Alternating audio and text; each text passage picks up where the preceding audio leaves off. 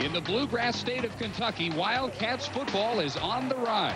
Their blueprint for the future starts with freshman Tim Couch. With his presence in Wildcats country, head coach Bill Curry is determined to put it all together this season. For Louisville Cardinals head coach Ron Cooper, the key ingredient is defense. And after securing the Governor's Cup last season, Louisville looks to repeat.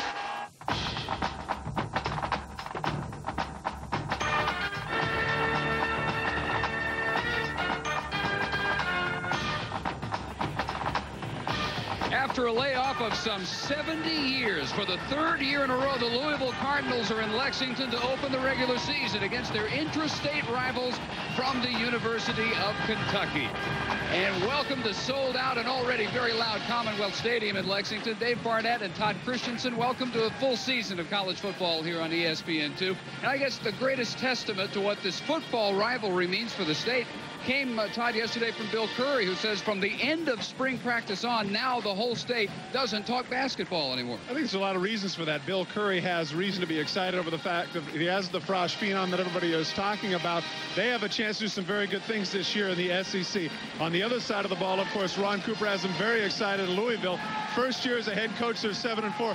They're already talking about a contract extension for him. That's how excited they are in Louisville. 7 wins, and the defense was in the center of their success last year. One of the top scoring defenses in the country, led by middle linebacker Tyrus McCloud.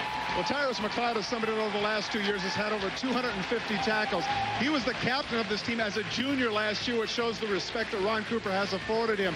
He is somebody that sets the tone for that defense. He has to have a big game for them, for Louisville to be successful. And we do expect at some point tonight to see Tim Couch, the Parade National High School Player of the Year last year, but right now he's running second team behind Billy Jack Haskins. Billy Jack Haskins is the man that makes things go. He did not start the season last year. He came in with 9 games remaining, had an outstanding season, particularly in the passing game where he averaged 60.4 completion. That is a Kentucky school record. He is the man right now. Both games have been low-scoring affairs so far. Last year, Louisville by 3. The year before, Kentucky's only win of the season came in this game. They're a 1.5-point pick tonight in Lexington. Can you? And welcome back to Commonwealth Stadium. Right now, let's introduce the third member of our broadcast crew. Covering the sidelines for us this evening will be Pam Ward. Pam? Thanks, Dave. And this place, almost 60,000 people are here. They'd all like to see one player, and he might not even get into the game. That's Kentucky freshman quarterback Tim Couch, the most recruited player in the year last year. He got recruits from places like Tennessee and Florida, turned it down so he could stay home and play at Kentucky. And when he played in tiny Hyden, Kentucky in high school, he set a slew of national records. But he's going to play for Bill Curry. The head coach says that he's not his quarterback right now. Billy Jack Haskins is the guy, at least for now. And oh yeah, Tim Couch can play a little basketball too. Rick Pitino would love to have him, but Tim Couch says for now he's a quarterback. Back to you, Dave. Yes, he has come to the attention of Rick Pitino. He averaged at one point in his high school career 36 points per game, had a high of 60 points in one game. But for now, Todd, he says he's concentrating strictly on football. Well, of course, one of the things that was pointed out, I thought, of interest in his bio was the fact that he played varsity basketball since the time he was a 7th grader. Unbelievable. Yeah. Amazing. Kentucky won the toss and elected to defer, so Tobin Anderson will kick. Rico Clark and Donnell Gordon are deep for the Louisville Cardinals. There's Clark, senior from Decatur, Georgia. An aspect of the game that the Cardinals work very long and hard on. The special teams, they want to make some victories happen due to their special team excellence this year. And Kentucky hopes the Grim Reaper is symbolic of what they have in store for their cross-state rivals tonight from some 70 miles away. And into a slight breeze. The kick by Anderson gets us going. A one-hopper. Clark for the 6. Forward to about the 25-yard line and a 19-yard return for Clark. And the Cardinals will go to work on offense with Jason Payne, senior, getting his first collegiate start tonight out of Rome, Georgia. He backed up Marty Lowe the last 2 years. Behind him is Chris Redmond, who was the Parade National Player of the Year 2 years ago. Gordon will get some time at both fullback and tailback, but Frank Moreau will start in the tailback spot. Montano, 50 catches last year. He is the slower of the two, but quicker than a lot of people expect him to be in right away, deep middle and incomplete. Intended for Robert Bates, who almost made the diving catch in Kentucky territory at the 47-yard line. Levin Boyd is a strong safety on that. He had man coverage, and that is a mismatch simply because of the fact that Bates is the fastest player for Louisville. A strong safety in that case, not normally on a wideout. Kentucky got a break there because of the poor throw on the part of Payne. But he got their attention. Stretched the defense already. Offset eye on 2nd and 10. Bates sets the block in motion. Gordon with the block for Moreau, who will manage about 4 yards and bring up 3rd down to set the Kentucky defense. Now, Soupy led the SEC in sacks before he broke his arm in Game 4 last year. He returned briefly in the finale against Tennessee. Ali may be their biggest hitter, but Schellenberger was the leading tackler a year ago with 104. Boyd, according to Curry, absolutely pivotal to the success of the Wildcat defense this year at safety. And once again, he's out in the slot. He's going to have to cover man here with the 3rd wide receiver. And some movement in flags as Payne steps up and keeps shy of the first at the 34-yard line, but flags were all over the snap. Well, it appeared the tight end move for Louisville, and that's unfortunate that Payne could not get the first down for Louisville, that is, because Kentucky now will be afforded the opportunity to receive this and force a 4th down. You saw right there Van Heil saying that he's going to refuse. And in that case, it was Mike Bogan, the tight end, who moved, who created the penalty. Ron Cooper, 2nd-year head coach, 2nd youngest head coach in America. When John Blake got the job at Oklahoma, he took over the honors as the youngest, but Cooper at just 36 in his 3rd year as a head man after a couple in Eastern Michigan. Theo Sanford deep, expecting the kick from Jeremy Forsyth. Kentucky has to be careful here not to be offside. And Forsyth, Sanford back to his 22-yard line, where he gets a seam and turns the corner to midfield. Dragged down at last in Cardinal territory at the 47-yard line. Well, you called it early on, Dave. The point is that Louisville is notorious for having their outstanding special teams coverage. Unfortunately, in this case, you've got a short punt. Sanford is able to get a run at it, you can see right there. And Louisville makes the mistake of breaking contain. They do not have the contain on the outside, and that enables Sanford to get across. Gets a nice block on the part of Keogh Wilson. Gets across midfield. Excellent field position for the Wildcats.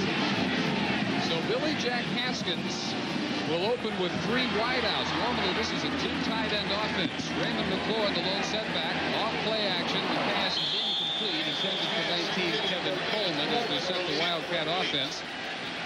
With Haskins, the junior from Paducah, Kentucky. And Bill Curry says, really, I've got 2 local folk heroes. Haskins about as popular as Couch when he entered the program. McLaurin replaces Mo Williams, who set the school record last year, 1,600 yards on the ground. Isaac Curtis III is the son of the former Bengal wideout. And on 2nd down, they do go to the more familiar 2 tight end set. As McLaurin dragged down, but gets away from McLeod before he swarmed under near the 46-yard line for a big loss. Kendrick Golston was there to follow the initial hit by McLeod, and we set the Cardinal defense. Golston up front, 8 sacks to lead the Cardinals last year, first team All-Conference USA selection. McLeod, a Butkus Award candidate with defensive back speed, according to Cooper. Madison, 4th in the nation last year with 7 interceptions. If he gets 6 more this year, he will lead Louisville as their all-time leader in that category. You mentioned great DNA. You saw John Fuqua, the strong safety there for Louisville. He is the son of John Frenchie Fuqua, formerly of the Pittsburgh Steelers. 3rd and call it about 15. Curtis, who gets only back to the original line of scrimmage before he's dragged down by Terry Rice Lockett. And that's a great set of downs, Dave, for the Louisville defense. Great situation at the 47-yard line. You had the big punt return, got the 60,000 crowd behind you. And what do you get? You get 1 yard and 3 tries. Great job by the Cardinals. They can do very little with the great field position. Jimmy Carter looking to improve on very subpar numbers last year. 13-yard line where Clark makes the fair catch. 33 yards on the kick by Carter. We'll see the Cardinals from in Lexington. ESPN2's presentation of college football is brought to you by the world's most advanced battery, the new Duracell Power Check. One of the first things you see when you land at Lexington Airport, gorgeous Calumet Farms spread next to Keeneland and Horse Country. Second possession for Jason Payne and the Cardinals begins at their 13-yard line. Offset eye again, short drop to the side, a great stretching grab by Mikel Montano, who brought in 50 of those last year for about a 14-yard average. He chafes a little bit, Todd, at the label of possession receiver because he thinks it denotes a lack of speed, and he thinks he has just enough speed. Well, I think one of the things there is the fact that you look at he only did get in the end zone 3 times with those 50 catches. Only the second receiver in Cardinal history to have caught 50, the other being a pretty good ball player by the name of Mark Clayton. And a 5 came from the shotgun, same side, and the catch is made by Touche with a hit by Van Hiles. Let's go to the studio and Mike Adams. Well, Dave, between the hedges, Southern Mississippi giving Georgia all kinds of problems. They lead 9-7 in the fourth quarter, driving for another one, but Georgia, Alonda Sims intercepts the ball to snuff that drive. More in a moment. All right, Michael. Catch by Touche, and that's his name. That's it. No last name. Not the name he was born with, but it's his name, and we may see more of him. He opted to change his name because of his resemblance to the cartoon character Touche Turner. Obviously. On 3rd and 1, Otis Floyd does not get the first down. Needed about 2 feet. And Jeff Tanner, 55, from left defensive tackle, plugging the gap along with Lamont Smith. Well, a strong stand by the Wildcat defense on, again, to kick it away is Borsett. The 39-yard average, not that impressive in and of itself, but he doesn't allow many returns. The net is just 37 for him last year, and 18 kicks landed inside the opponent 20.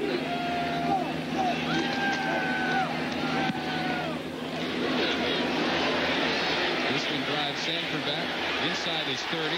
And again, he has room around the right corner. Cuts back. May go. One man with a chance dragged down near the 5-yard line.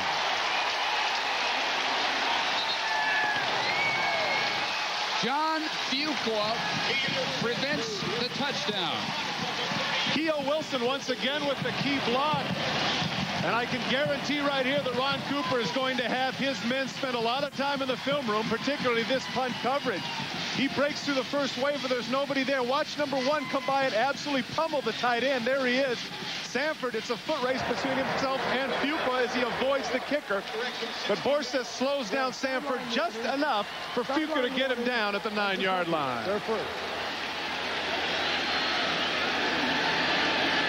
Theo Sanford has the Wildcats first and goal at the 8.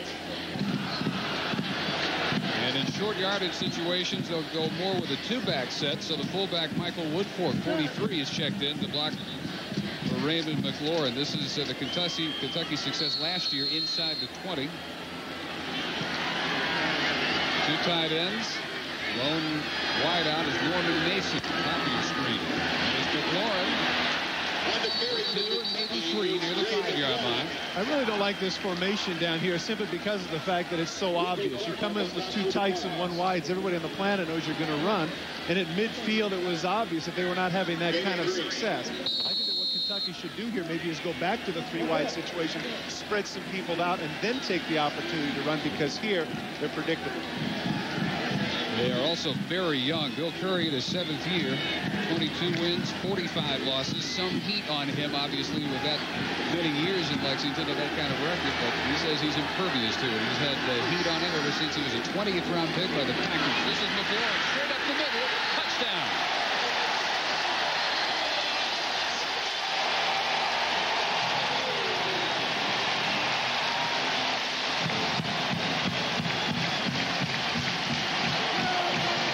Take a look at the blocks of DeAnthony Honaker and Streck, who just open up a hole for McLaurin to plow through. Take a look at the hole he cuts back against the grain. Rico Clark is no match for the 220-pound McLaurin, who carries him into the end zone. Baskins to hold, and Brian Johnson will attempt the extra point. 9 for 9 last year as a sophomore, and he hits this one, and it's 7-0. McLaurin helps Kentucky draw first blood. Presenting a great leap forward. The offensive line of Kentucky certainly asserted itself there. The left side, David Behringer, Jeremy Streck. And take a look at the block by Isaac Curtis right there, taking Golston out of the play, which enables McLaurin to get into the end zone. Very physical there on the part of Kentucky, something they did not show in that first series. Anderson with the kick, and again Clark will return from the 5-yard line. Knifing in was 27, Sean Smith, just a 13-yard return by Clark. And Kentucky dominating the special teams so far. That 61-yard return, by the way, by Sanford a moment ago. The longest return by a Wildcat since 1987, and the 14th longest punt return in their history. I find it curious that last night when you and I were chatting with Coach Cooper, he was very adamant to the fact that they had really spent an awful lot of time on their special teams, and here this early in the game they have been completely outplayed. He says 1 of every 6 snaps in the average game involves the kicking game. They do work on it, regardless of what we've seen so far tonight. Big trouble. Moreau falling forward across the 20, 22-yard line perhaps. Big back, 6'1", 225-pounder. Tackle made by Lehman Boyd, the strong safety. I would anticipate more of a steady diet of this simply because of the fact that the Kentucky front 4 is not very big. Their biggest guy is right around 270 pounds, and even though that sounds large in real life, by football terms, that's not very large at all. This is where Louisville really needs to assert themselves. Cardinal line goes 290, 295, 318. Moreau trying to get the corner turned and can't. Van Hiles up from the corner to force the run. Let's again check into the studio with Mike Adamle. Mike? Well, Dave, they are doing it with defense down in the swamp. Raging Cajun quarterback Jake Delhomme back to pass here for Southwestern Louisiana. He is sacked by Javon Kearse, number 42. The ball picked up by number 4, Lawrence Wright. Florida leads Southwestern Louisiana 14-zip. We're in the second quarter. And here's 7-0 Wildcats. 3rd and 5 for the Cardinals. Heading to the midpoint of the first quarter at sold-out Commonwealth Stadium. 3rd and 5. 3 wideouts. Montano briefly in motion. Good protection for Payne. And Moreau open. Moreau instead turns into Payne wiped out by Boyd as the flags fly. He has the first down, and they'll tack on 15. Boyd didn't quite make the contact within the sideline. Now, even though Jason Payne is a senior, here's the situation where he needs to be cognizant of the fact he needs to throw the ball to Moreau and let him run. Watch to the left of your screen as he rolls out. Moreau is going to end up throwing a block, but he was wide open in the flat. He tells him to go. Now he cuts upfield. The exuberance of youth has to give way to the diligence of experience. Even though he is a senior, this is his first start. He needs to go down, and that was awfully close there near the sidelines. I think that's a little bit ticky-tack. You've got to let that sort of thing go. It certainly wasn't intentional. Big hit there by Boyd.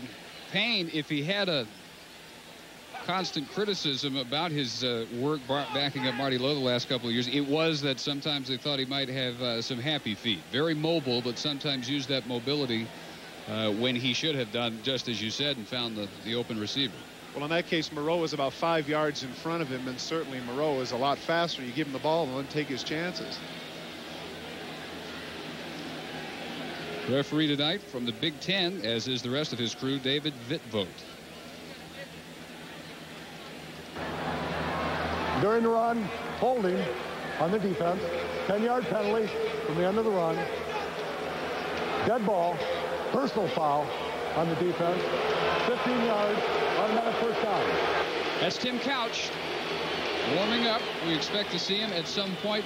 Hard to tell in talking with Bill Curry exactly when we'd see him, but he did indicate he'd see at least some action. You'd expect third or fourth series at the latest, and then at that point he seemed to want to go on just how the game developed from that point on.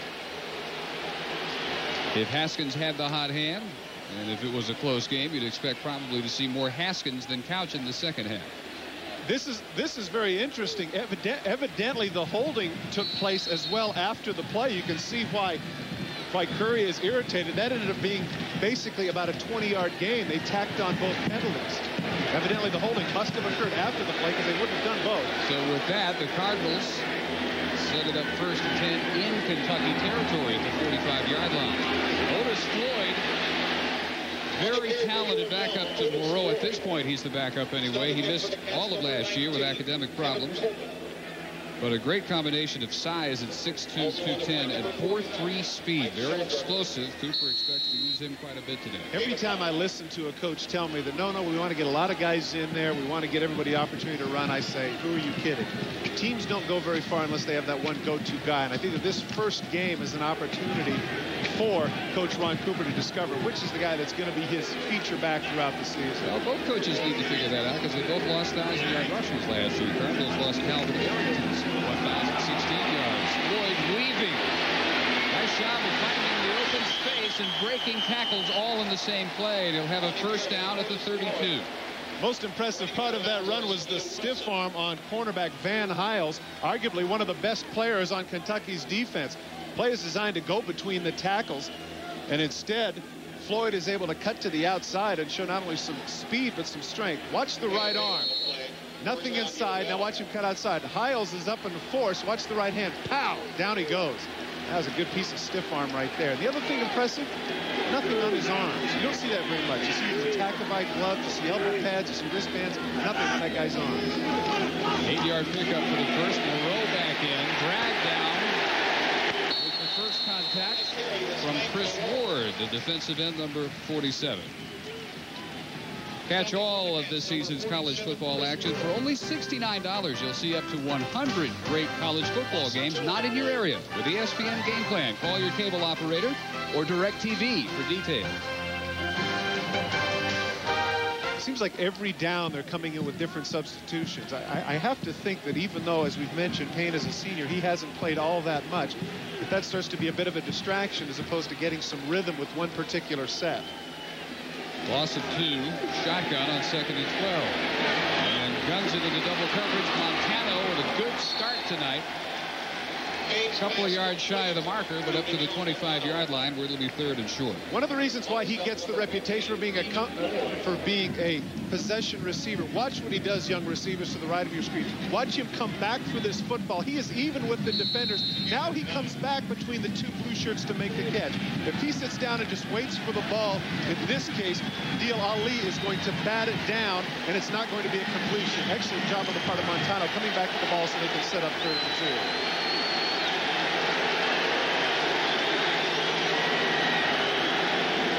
Gordon in motion, give to Moreau.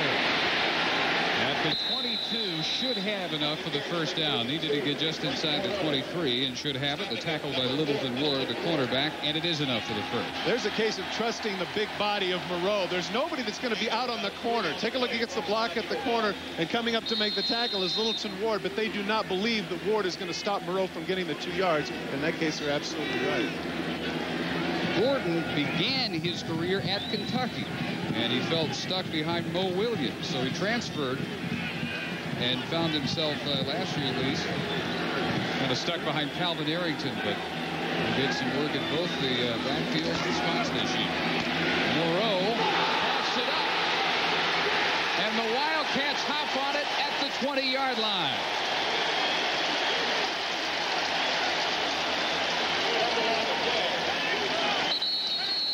Waiting to unpile it, but the Wildcats are already celebrating, and Littleton Ward hops off the bottom of the pile with the recovery. This is the counter tray made famous by the Washington Redskins. You'll see the misdirection to the right, and the guards come back. It takes a look like they've got a pretty good-looking opportunity.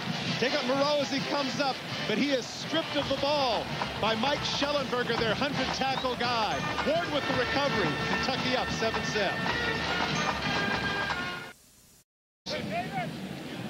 that's not one that they're going to make a lot of money on, so to speak. Great pursuit on the part of that Louisville defense. Very speedy. The pride of that man right there. The point that I was trying to make is that a lot of times you can overcoach. And I think that Coach Cooper, with the multiple sets that he has, maybe needs to just settle down. Take a look at how young he is. 35 years of age. Very young staff, you can see right there. They relate very well to these college people, and it's clear that the Louisville people, particularly the players, really like that man. No coach for 40. All over to no man's land. May have been that Craig Yeast ran the wrong pattern. Flag is down. Yeast had run a go, number 3. Now they're saying it was intended for Kevin Colvin, but there was no Wildcat within 10 or 15 yards.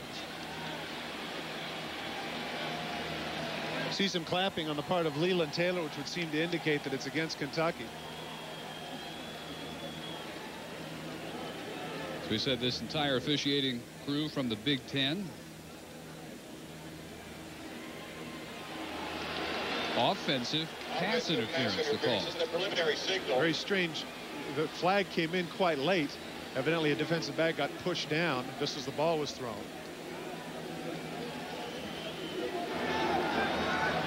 Pass interference, offense, half the distance to the goal line, repeat, second down. You saw on the sidelines, you saw Ron Cooper begging to have the loss of down. That's not going to happen unless, of course, it is an intentional grounding. But that's a difficult penalty for Kentucky, because up to this point, with the exception, really, their longest play from scrimmage has been that 6-yard touchdown run. That's right. MVP is Sanford with his 2 big punt returns. Norman Mason, 84, in for Coleman, who was guilty of the offensive pass interference, hooking the defender. And it's 2nd and 18. Malone breaks a couple of tackles. And Ramon Bryan, outside backer, with a hit about the 18-yard line. Once again, we check in with Mike Adams. Minor upset in the making down in Athens. Georgia trailing Southern Mississippi 9-7. Watch what happens here. Quarterback Mike Bobo and Robert Edwards mishandle the exchange. The result, a safety for the Golden Eagles. They lead 11-7 with 3:33 left. Well, not the debut that Mr. Donnan had in mind down there in Athens. What inning is that in? 11-7? When was the last time you saw football still? Second inning, Rockies scored. 13.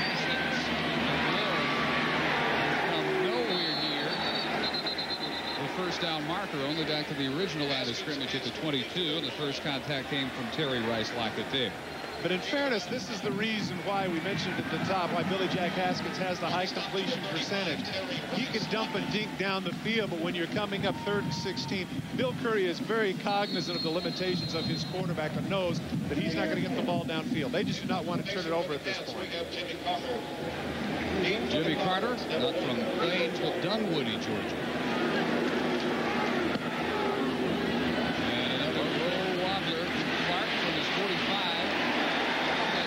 Excellent special team work on both sides. A 33-yard kick, but it only comes back 6. Tony Woods there on the tackle. At 9:30 this evening on ESPN2, Boston College across the Pacific to tackle the Rainbow Warriors of Hawaii. So as soon as we're done here in Lexington, stay tuned for more college football action. 16 returning starters for Boston College. They could have a pretty good club. Cardinals just past the midfield stripe. 3 minutes and 20 seconds to go in the first. 7-0 Kentucky lead. Payne, excellent play action. And all the time in the world to go by the and he swarmed after a gain of just 1. We mentioned Van Hiles, what an outstanding job he has done at corner. He did not buy into the play action fake at all. And he was with Bates man for man. Great coverage on the part of Kentucky's secondary. This was a position of concern for Bill Curry. You can see great play action fake, no pressure at all, but the coverage is outstanding. And once again, you see Payne starts to run, but he is pulverized once again by Schellenberg. There's Hiles doing the job thus far. You can see that helmet to protect him. He's had numerous concussions. Those who follow the NFL remember Mark Kelso in Buffalo in December. A sliding attempt that time, and a rare miss by Miguel Montano. And that one very catchable by Payne. It'll be 3rd and 8. Well, we've complimented his ability to be the possession kind of guy. Watch at the end. If he slides and he's down, technically this could be a catch. Let's take a look here. There's the ball. He's down, but the ball just does come out. If for whatever reason, of course, in college football, he's automatically down once he hits the ground, but the ball did pop out, did call by the official. It looked like he may have taken a glance at his feet to make sure they were in bounds and then lost eye contact with the ball. Thus the drop. 3rd and 8. Blitz comes. Short toss. Upended by Hiles. And off comes the bubble. You can see why his style of play, Todd, leads to, at times, some dangerous collisions. That's a very cogent point. It's interesting to see right there that he led head first. Evidently, either he hasn't learned his lesson or he is absolutely fearless because he came up on a man who outweighs him by a good 40 pounds. Dropped him. There's no more important lesson to learn in football, though, than to, as all the posters and all the locker rooms say, see what you hit. Do not hit anybody crown first. Stick very high. That's a great fake. Into the end zone for a 47-yard effort and a touchback. End zone for no return. Bill Curry at 4-7 last year. After a 3-3 start, 5 losses by 10 or fewer points. They led or were tied in the 4th quarter in 4 of those defeats, including the last one when they fell 34-31 to Tennessee. And you see the SEC East results from a year ago. In that game, Billy Jack Haskins had a 40-plus yard run that must have been run back 100,000 times on Kentucky television. If you're good, we might see that ourselves today. Good Lord. Wrong setback. Can't quite run out of the ankle tackle by Rico Clark, who nails him after a pickup of just a couple. Clark, who led the Cardinals secondary, 84 tackles a year ago, senior from Decatur, Georgia. Inside a minute 20 to go in the first quarter. Pretty impressive, that number of tackles, only being 5'10", 178. You think in terms of free safeties, you think in terms of rangy guys, 6'1", 6'2", 6'3", 205, 210. Clark is not that, but once again, not unlike Van Hiles. He has no fear. All 4 starters returned in their secondary. 77 career starts between them entering this game.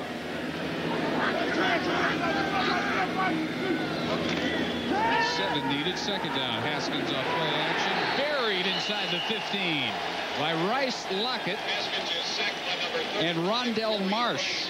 Backup defensive tackle. Once again, we check in with Mr. Adamle. Mike? The first of what should be many touchdown passes this season for the University of Florida. What's surprising, the man who threw it, Brian Schottenheimer, not Danny Werfel. Werfel had the wind knocked out of him, was knocked out earlier in the game. Here, Brian connects with Ike Hilliard. Florida leads it 21-zip. Dave? That is Marty Schottenheimer's son, if you weren't aware.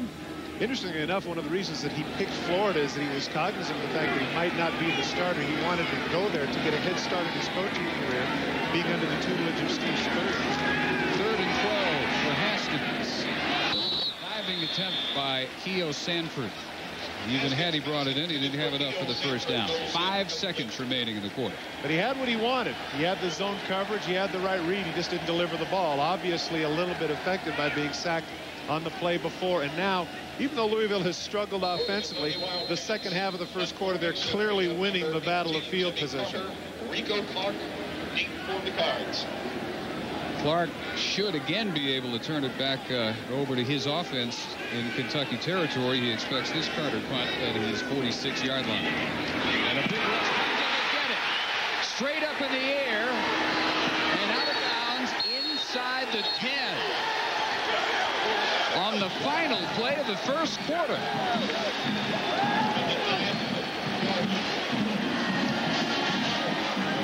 One of the reasons why Carter had only averaged 33 yards is he was trying to hurry these punts.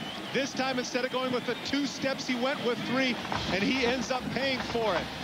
The man who makes the block, Tony Esters. Big turnover for the Cardinal.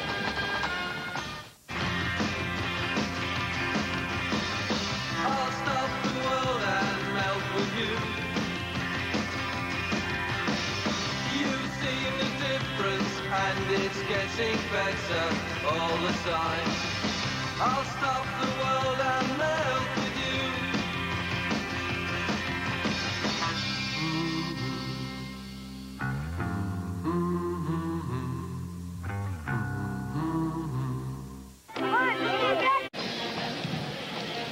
you. We begin the second quarter at Commonwealth Stadium on a perfect night, by the way. Temperature in the low 70s, just a little breeze, and 59,000 or so. The top two crowds, by the way, in the history of the stadium occurred in the first two meetings in the renewal of the rivalry each of the last 2 years. And we expect to threaten that 59,000 plus mark tonight.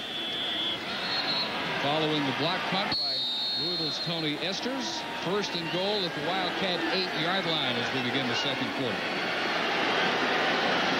Still haven't seen Chris Redmond, the redshirt freshman backup quarterback. The total yardage picture really negligible for both teams in the first quarter. The key plays for Kentucky, two big punt returns by Sanford.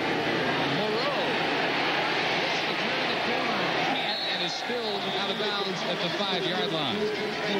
He had a great job forcing the run by Boyd, who was joined by Tony Woods. Take a look at the number of people that are in the face of the punter, Carter. The last two punts weren't terribly good, so this time he says, well, this time I'm really going to concentrate, take my time. Look at all the white shirts. In fact, look at Esters. It's not as if he blocks the punt. He literally just runs into the punter because he's there so quickly. If you actually would have laid out and blocked the punt, it would have rolled into the end zone, but he got there so quickly, he wasn't sure what to do.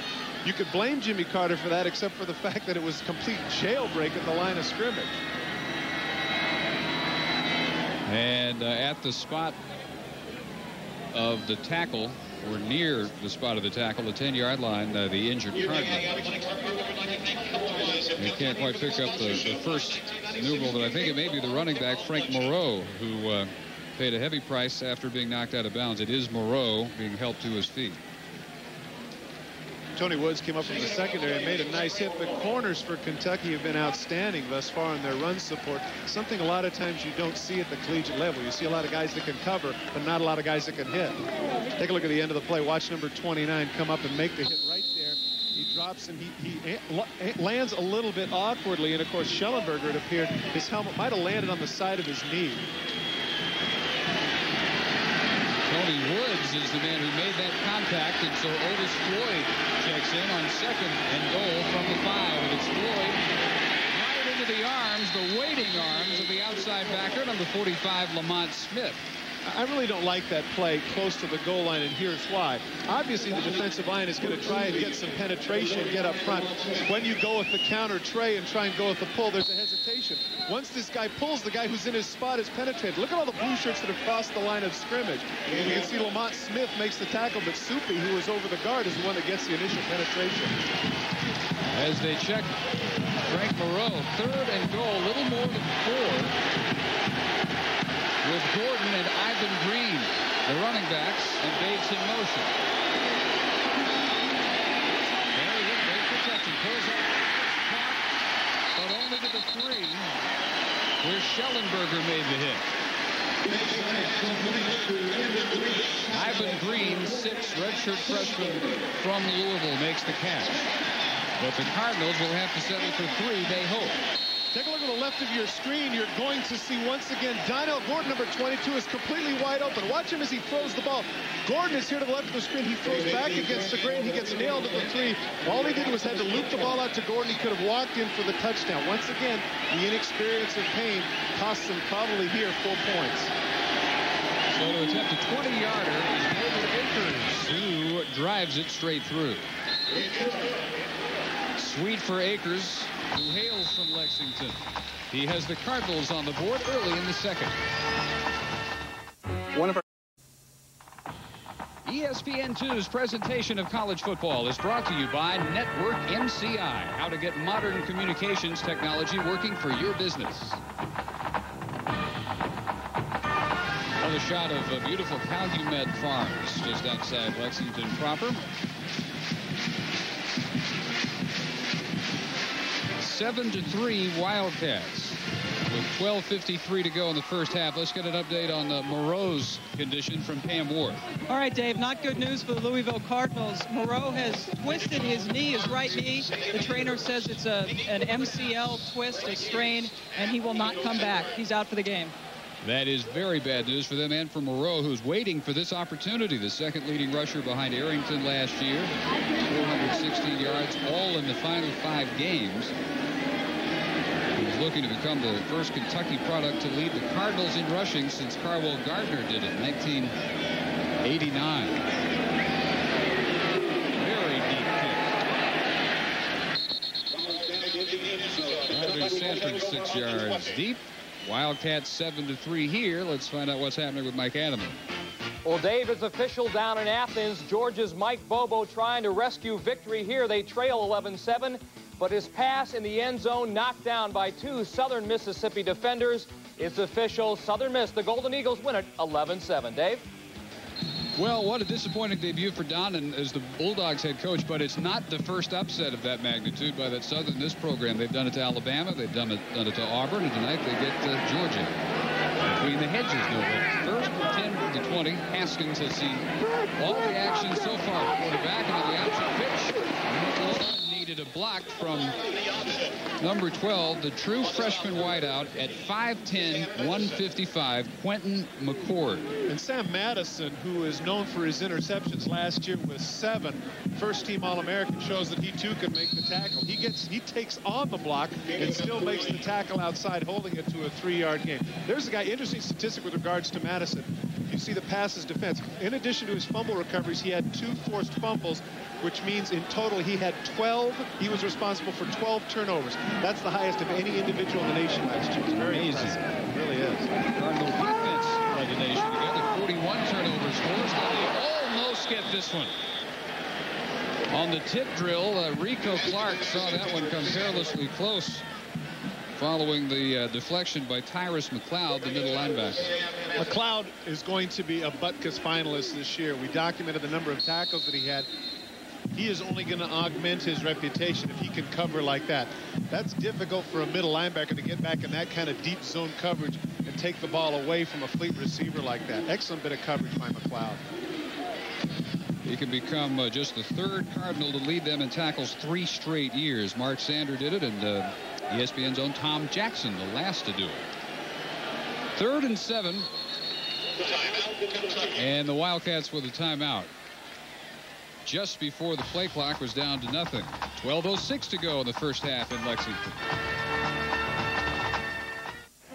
You've been thinking about getting a digital satellite dish. And thinking some more. Well, think about this. The people at Radio Shack can answer your questions. Plus, now they've got great deals. Like a Prime Star satellite system for only about $1 a day plus installation. 95 channels of Prime sports and movies with terrific picture and sound quality. Think about it. Better yet, stop thinking about it.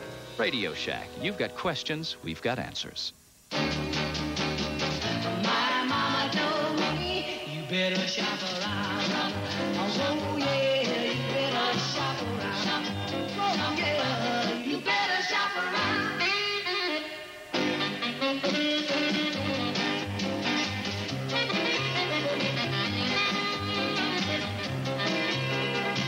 You better shop around.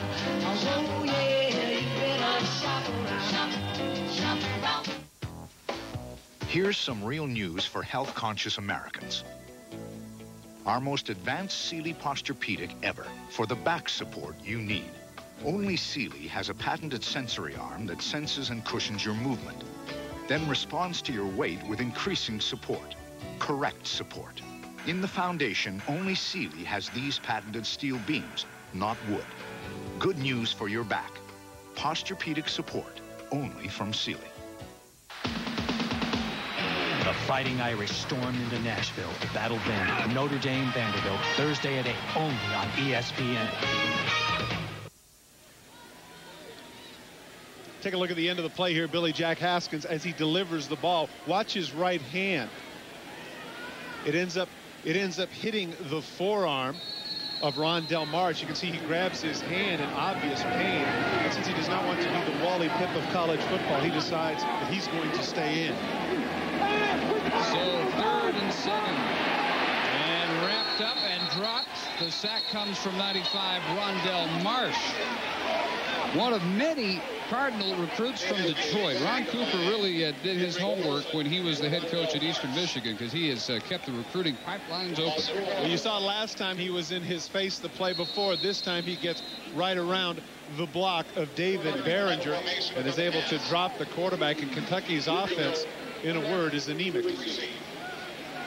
Well, last time we saw Jimmy Carter, he was getting snowed under and had one blocked, leading to the Cardinal field goal. And he's punted just about from the same spot every time. Barely any contact on this one. And not much of a roll either. It will dive just across midfield. Really remarkable that with all the field position they've had, the Cardinals have been held out of the end zone thus far. Well, once again, we talked at great length about the defense of the Louisville Cardinals. Let's give the Wildcats some credit. They blocked a punt. They're on the 8-yard line. They hold them to a field goal. That's a heck of a stand. Bill Curry hoping for some offense at some point. So far, their longest drive was the 2-play 8-yard touchdown drive. The other drives have gone 3 and out, gain of 1, 3 and out, gain of 1, 3 plays, gain of -2, and they gained 3 yards on those 3 plays before the punt. It is, by the way, officially a new stadium record, as we suspected it might be. 59,384, about 222 above the previous record from 2 years ago in this same matchup. Otis Floyd may have lost one. Dele Ali from outside backer number 22, who may be the hardest hitter on the Wildcat defense. He made the initial hit and was joined quickly by Schellenberger. Schellenberger is an outstanding middle linebacker, somebody with a great feel for the game. Not just a great hitter, but somebody who's very bright, calls all the signals. Great leader on this Kentucky ball club. Graduate student, got his finance degree in hand, working on his MBA at the moment. No gain officially. Payne chased, has Green open. Every time there's an initial hit evaded by a ball carrier for the Cardinals, there's 2 more tacklers right there. And in this case, again, it is Schellenberger on the stop. Catch ESPN College Football Thursday nights at 8 p.m. Kickoff the season as Notre Dame battles Vanderbilt. That's this Thursday, but first started off right at 7:30 Eastern, when we'll have the weekend kickoff show. Think there's any pressure on Ron Paulus? I'd say so. It's getting just about to the point where he's got to do it. In Notre Dame terms, meaning undefeated season and a national championship game. 3rd and 7 for Payne. Huge hit after the catch by Gordon, wrapped up by Lamont Smith, who's been very active throughout this first half. Good pressure on Payne. Payne needs to drill his balls a little bit. He's got to give his receivers a little more of a chance. You can see the pass rush here. Mark Jacobs is in his face, but the ball is lofted a little bit. He has to jump and make the catch, and he pays for it as he's absolutely whacked by Lamont Smith. So again, Borseth will kick and probably have a great chance to pin the Wildcats deep. The field position story has been the same from the very first possession. Louisville's had it all, but has found almost nothing with it. And Ray fair catch, and let this one slip away. Mercy. Should have been pinned at the 1, and instead it went through the hands of Courtney Dinkins, 19, and it's a touchback and a 19-yard break for Kentucky. Inevitably, when you're on that coverage team, you want to be that guy that makes that great play and downs it at the 1. He was standing on the 1-yard line. Instead, what he should have done is rush out and just smother it on the 2 or 3. Great punt on the part of Northseth, who gets the ball downfield. Watch this. Watch the spin. Almost like a golf shot. Look at just rolling there. Now Dinkins, now right there, pounce on it. Instead, he tries to make the great catch at the goal line, and he pays for it. That's the ball you have to smother. Take it from a guy who snapped for punts for 4 years in the NFL. That's what you got to do.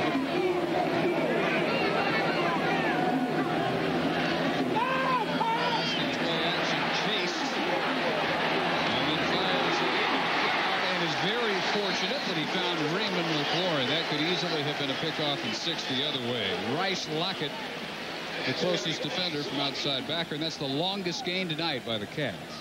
One of the reasons you don't throw across your body is right here. It appeared to me like you were saying that McLeod was going to pick this one off. Haskins avoids. You can see a little bit of a takedown that the official missed. Nonetheless, Haskins throws across his body. Take a look right there. Just misses batting it down. Great concentration on the part of McLaurin to bring it in, setting him up second and short. In fact, all three Cardinal linebackers headed to 8 yards is their best gain so far this evening. Second and 10. Quick out by Yeast. That one's almost picked off by Tony Beckett. 3rd and 2 coming to the studio. Mike Adamley. Well, Dave and Todd, let the comparison begin. To Knoxville, Tennessee we go. Peyton Manning. Here he is under center. The play action fake, 63 yards to Joey Kent. His first touchdown pass of the season. Tennessee now leads 20-0 in the first quarter. Meanwhile, Danny Werfel back in the game for the Gators. He goes up top to his favorite receiver, Ike Hilliard, for 19 yards. Florida now leads 35-0. Gentlemen? That comparison is going to go on all week long in the SEC. All year long, I should say. McLaurin diving near the first down marker, tries to stretch across the 30. Should have it. The ball just has to touch, of course, because of the touchback. Number 95. And that's about exactly what they got. I was surprised, to be honest with you, on that second down call that they went with the throw. Very fortunate to get that one back. He threw it behind it. I think one of the reasons they're doing that is they're trying to get some confidence. Billy Jack Haskins, the first couple of series, has no confidence, so they're trying to get some short passes so he can feel a little bit better about himself, so he can lead this team and do some different things offensively. 5th first down of the first half by the Cats. Haskins 3 of 7 through the air for just 19 yards so far. McLaurin waited in vain for a block and may lose one. McLeod up quickly. The counter Trey has not been terribly effective for either side, and a lot of the reasons because you have some linebackers that can run. Tyrus McLeod is a guy who's going to run behind the pulling guard. He's not going to be fooled. You can see he comes from the backside. McLaurin has no place to go because McLeod has snuffed the play out, and he's right in the hole. Fought off best blocker up front for the Cats. Jonas Leaning, 295-pound, 6'8" tackle. And he played every single snap last year as an SEC freshman. Haskins McLeod greets him rather rudely at the 26 for the sack to bring up 3rd and 14. Living up to the All-America billing. Tyrus McLeod. Ouch. That hurt up here. Man, oh man, if you're a quarterback, take a look at this. Here's your momentum. I'm not sure he even sees McLeod. Now he's looking downfield. Ooh, man, oh man. That's not what you want your quarterback to do. You do not want him to take those kind of shots. You want to see if he can deflect him, slide, do something. But he's somebody that, as we've documented ad nauseum throughout this broadcast, his particular job is a tenuous one. He wants to make things happen.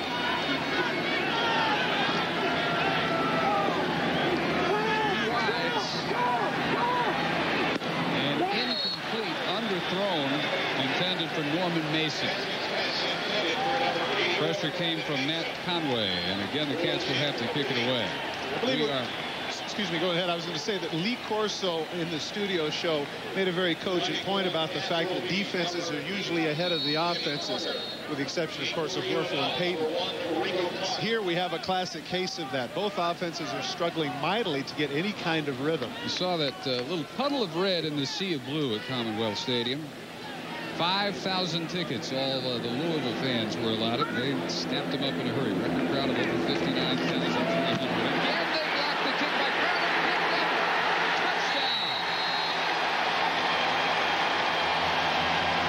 Estes again who got the block. And it was Dinkins who just had the punt go through him into the end zone rather than downing it at the 1, who picks it up and scores to give the Cardinals a 9-7 lead.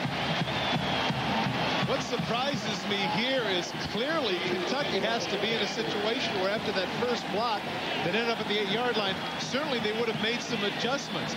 I mean, watch Esters. He literally takes the ball off his foot. Look at how close he is. Just takes it right off his foot. The people on the left side have to be cognizant of the fact that their punter is left-footed. They have to protect him. They did not do it there. And as you pointed out, sweet revenge for Dinkins, who had the problem before not downing the ball. Look at how he just takes it literally off of his foot. Boy, well, that's a great punt left by Louisville. Akers with the extra point. When was the last time you saw the same man block 2 punts in the same quarter without ever having to lay out? That's what Tony Esters has done to give Louisville the lead. Jimmy Carter might actually like to think about a political career if this is the way his punting career is going to continue at Kentucky. Take a look at just right on top of him, his Esters. And if he didn't block it, you saw right on top was Rico Williams, who might also have gotten a piece of it. Dinkins marches it in, but the special teams for Kentucky, so outstanding early in the game, now have struggled mightily. They have set up both scores for the Louisville Cardinals. Punts, foiled punts, and big punt returns have been the story. All 17 points. Esters with 2 blocks the same way, the same type rush in the same half. And a little kick picked up by Kilo Simpson. You could see the coverage team's timing thrown off just enough to allow a decent return of 23 yards up to the 36-yard line. 10-7. 5:40 to go in the second quarter. The 2 block punts by Esters, leading to all 10 points. Payne is 7 of 9, just 21 yards through the air. And the big play still for Kentucky, the big 62-yard return by Wilson very early, which led to their touchdown from McLaurin. It's interesting, you made a very astute point regarding the 2 block punts in less than 10 minutes.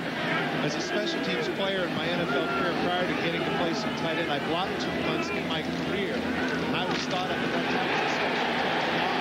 He's done it. I mean, at this rate, it's going to be unbelievable how many he might get by the end of the season. Well, again, McLeod seeming to have an eye on the Kentucky playbook. It's almost as if he's getting the same call that the Wildcats are in the huddle, because he's there as soon as the ball is handed off to McLaurin. Loss of 1. And you can't help but feel at least a little bit the body English of the, what would be 54,000 plus Kentucky fans saying, when is the other guy going to get in? You can get kind of a feeling of that, and I'm not trying to be critical of Haskins because he hasn't had much time, but it would be an emotion to see whether the guy gets in great or not. He needed the block, and he got one, but he didn't quite get the first down. Guess who makes the tackle this time?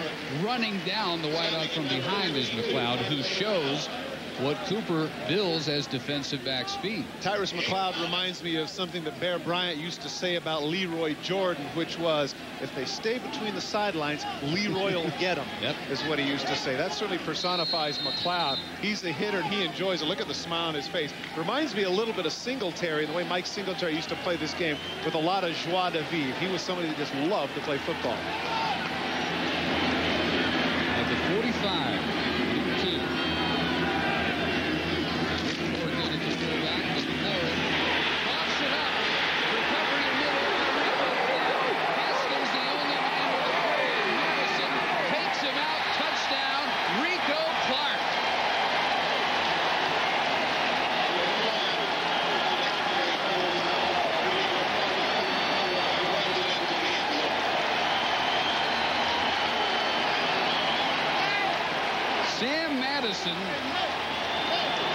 Ahead of Rico Clark for the return of the fumble by McLaurin. The collisions by the Cardinals have really been impressive.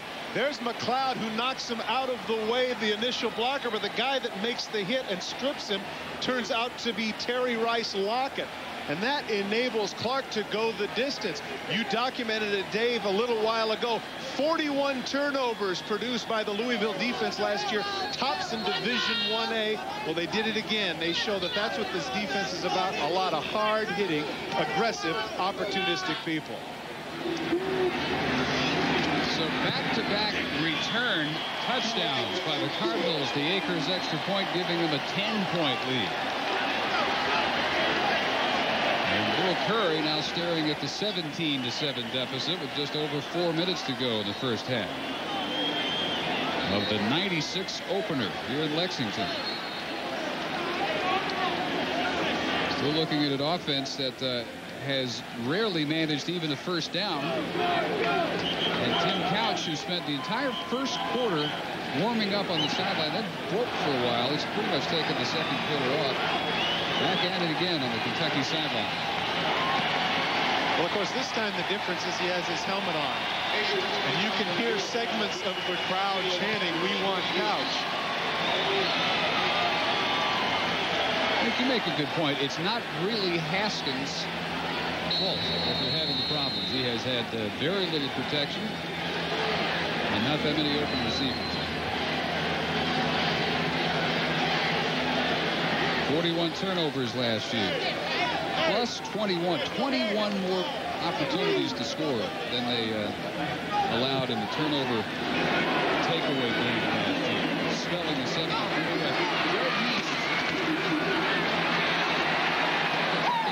Dragged ahead of the 34-yard line. Well, that's one part of the Kentucky game that has been outstanding. Certainly their return game, both punt and kickoff, have put them in very good field position.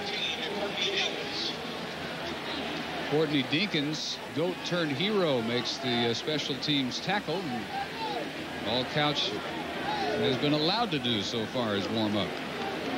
Still Billy Jack Haskins' game. At what point do you decide that it's just not working for Haskins and go ahead with the freshman? Just a few scattered boos heard now at Commonwealth Stadium. Well, once again, now they're going to a 3-wide set. They're going to give Haskins a chance to get the ball down the field because they're running it.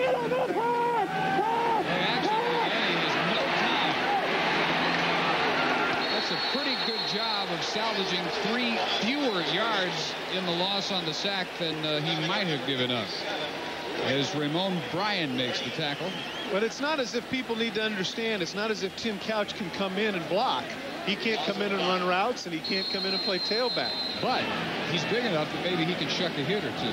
Well, that's true. Nonetheless, I would think that maybe at halftime they have to consider this. Haskins, 6'1", 192, and Couch has him by about 40 pounds. And 4 inches.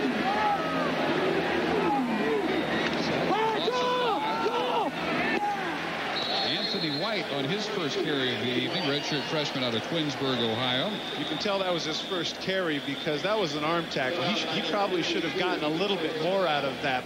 They had the pass rushers coming upfield, had a little bit of a delayed drop. Looked like he could have had a few more yards. Louisville calling timeout. Good opportunity for them. 2 minutes and 59 seconds to go in the first half in Lexington, where the Cardinals have a 17. Full of muscle, and you could take 4 Advil in the course of a day, or 6 Tylenol. On the other hand, you could take just 2 Aleve. It says so on the label. It's your choice. Aleve. All day strong, all day long. All set? You bet I am. Thanks to you. A few weeks ago with Jesse, I noticed something. Dandruff. So I told him about Head & Shoulders. Regular shampoos just rinse flakes away. Head & Shoulders helps prevent flakes from even forming. Because great hair can't have flakes. Firestone has developed a new tire technology so advanced they use it on Indy cars in the worst possible condition, the rain. And if it can handle 172 miles per hour wet, 55 is a piece of cake. Introducing the Firehawk SC50, made possible by Unity, our ultimate tire technology, and by a tread patterned after our original Firehawk Indy rain tire, the Firehawk SC50, for the rain, for the road.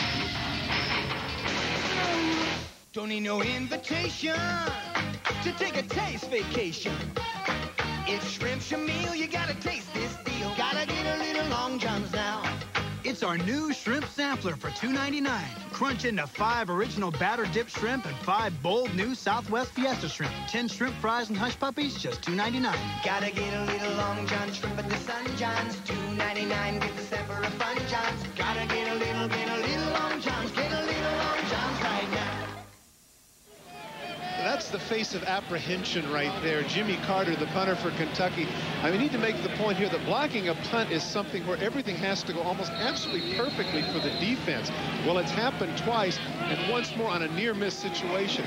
Jimmy Carter, watch how quickly his feet move this time. Kentucky's not going to understand. 13 and down, big pressure. Pass made by White, who heads for the sideline and has a first down before before he's belted by Bethel at the 45.5-yard line. 16-yard gain. And there's a relieved young man right there. Jimmy Carter is not going to have to go out. And this is, as you pointed out, this is the biggest play offensively for Kentucky. Good play on the part of White. Watch the cut that he's going to make after he makes the catch. Clearly, they just wanted to get a couple of yards, but White's going to break a tackle right here. Now watch the cut he makes to the outside. Good footwork right there. Gets to the outside and gets the first down for Kentucky. Good piece of running on the part of White. One of the few times anybody has eluded McLeod's grab. Haskins has time to throw. Hands it up. Just overthrows Yeast, who had single coverage with Sam Madison. At the end of the play, Sam Madison shoved Yeast out of bounds. And those are the boos that you hear. Gave him a little elbow in the back of the helmet with a smile on his face, saying, not today. Sub 4.4 speed for Madison, senior from Monticello, Florida. And is garnering some preseason All-America mention, deservedly so. And in this day and age of 3 and 4 wide receiver sets, quarterbacks throwing for 4,000 yards, it's not a new thing. There's a man that has a very good opportunity at the next level.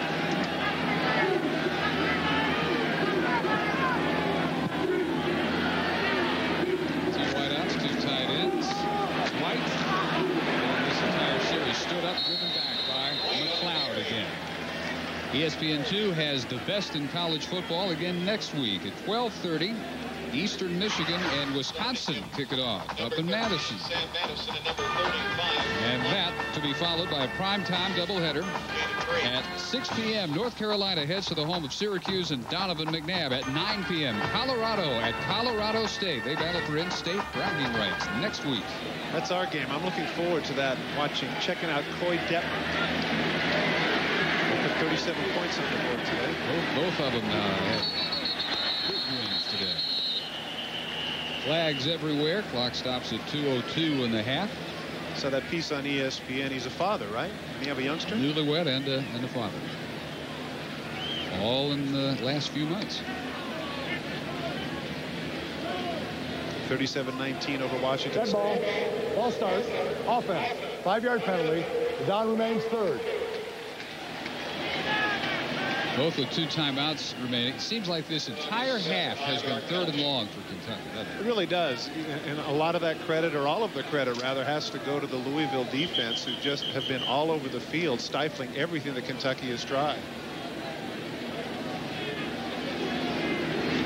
Rod Cooper early on had his problems with the special teams, but has since seemed to turn around. Clock operator. 3 sets at 2:03. It's going to turn around to the betterment of the Cardinals. Who on 3rd and 13 again hope to force Carter to kick with somewhere around 2 minutes to go. One thing that impresses me about this Louisville team as well is that at the collegiate level, emotion is so significant. I would doubt that in the course of this 12, 13, or however many games Louisville plays, that there's ever going to be a game where that team is devoid of emotion. Clock problems continue. It went as high as 2:08 before they wind it down again to 2:03.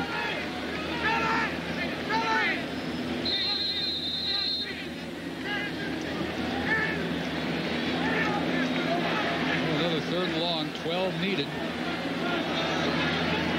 They don't give Haskins the 3rd wideout, though. Those 2 tight ends for protection. And again, McLeod has it inside the 30. What happened there is what's called a green dog. You have the one linebacker that comes in, and then the other one that hesitates. McLeod is actually in coverage. Watch to the left of your screen. He's waiting to see if his back comes out. He does not, and as a result, he's able to run past him and get him.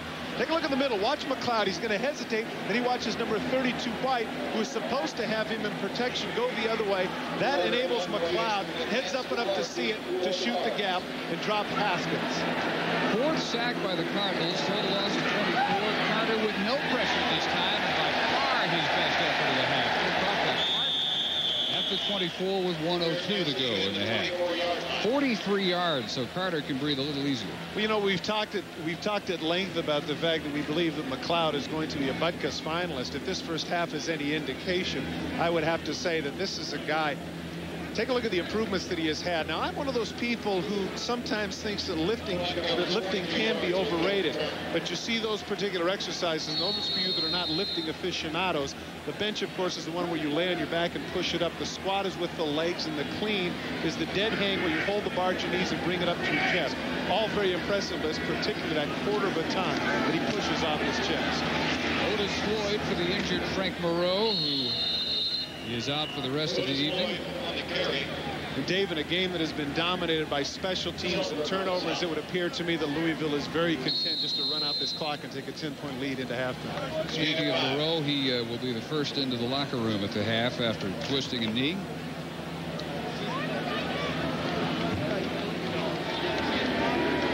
You would have thought with an injury like that to the medial lateral ligament, he would already have been in for treatment, but insisted on watching the rest of the half. Sideline, wide open, and a near diving grab by the tight end Mike Bogan. Incompletion stops the clock at 23 seconds. Interesting call, because I'm saying to myself, okay, it appears that they're going to run this out. He does have him on the corner route, and he puts it there. It would have been a great catch, as you pointed out, but I find that curious only because it appeared to me that they were content to run out the clock. Now it's third down to see what they're going to do. If Kentucky can stop them here, to use one of their timeouts, force them to punt, and see if they can get up a Hail Mary or something in the last 15 seconds. Also an unusual call, just by virtue of calling a tight end number. They combined all Louisville tight ends last year for a total of 3 catches. Bain with time hangs it up to Green in the crowd and thrown away into the Kentucky bench with 17 seconds. Once again, you're at home saying to yourself, what are you doing? What kind of calls are these? What this shows is extreme confidence on the part of that man with his defense. He flat out just does not believe that Kentucky can score on his defense, even if he shanks a punt. So he wants to take some chances with his quarterback, get him a chance to have a little confidence in a semi-pressure situation. Jeremy Bortsis had a much better half than his counterpart for the Wildcats. Good numbers. Good protection. And Skio Sanford inside the 20. A step ahead to the 27-yard line, and the Wildcats, should they choose to do so, have 5 seconds still to work with in the half. 50-yard effort by Bortson. And Sanford brings it back 7. Can't remember the last time I've seen a game so affected by special teams, and really special team breakdowns. Well, basically every point has been set up by special teams, and of course I suppose that's to be expected early on, but particularly with the block punts and the 2 long returns on the part of Kentucky, it's the old adage, fool me once, shame on you, fool me twice, shame on me. Obviously there are going to be some adjustments made at halftime.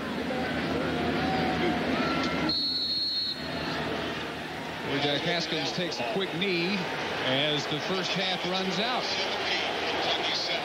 5,000 red-clad Cardinal fans are elated, and some scattered boos from 54,000 Wildcat fans. We still have yet to see Tim Couch. 17-7 Louisville at halftime.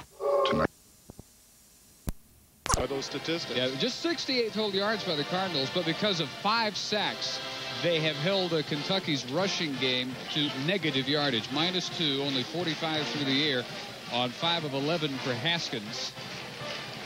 Each with a turnover. Of course, the Kentucky turnover led directly to points on the return you just saw by Clark. 2 block punts, both by Tony Esters for the Cardinals. Now, Kentucky, as you recall, deferred, so they'll receive in the second half. Interesting to see as to who is going to start this second half. You'll be able to judge that, I would guess, by the crowd's reactions to whether or not number 7 or number 2 comes into the game. Kicking off for U of L will be David Akers. Deep for the Cats, we have Craig Easton, Theo Sanford. Well, one wonders that perhaps Bill Curry wanted to get Couch in when things were a little more positive on the scoreboard, and is it too tough a situation for a guy to make his college debut coming from behind at home? That may, we're just speculating, play into his decision-making process. Little indecision by Mr. Sanford, costing him any chance at a good return, and he is swung down at the 10 after a return of just 10. Well, that's Craig Yeast's fault. He should have never told him to stay. He caught the ball a yard and a half deep in the end zone. Yeast told him to stay. He already had his momentum going, and he was stuck. He had to go. One of the few things that have gone wrong for Sanford, who has 2 big punt returns, one of which set up the only Wildcat points of the evening. Again, Haskins' numbers 5 of 11 because he's been running for his life all evening. 5 sacks, leading to negative rushing yardage for Kentucky. I'm surprised here. I really am. I thought, given the circumstances, you hear a little bit of the rumble of the crowd. I really thought they'd go with Couch in this situation. Option goes nowhere. Let's count the white jerseys. 5 of them surround Haskins at the 5-yard line. First to get there, Leland Taylor. Leland Taylor, defensive tackle, and chatting with the Louisville people, they genuinely feel this is somebody who has a chance to play at the next level.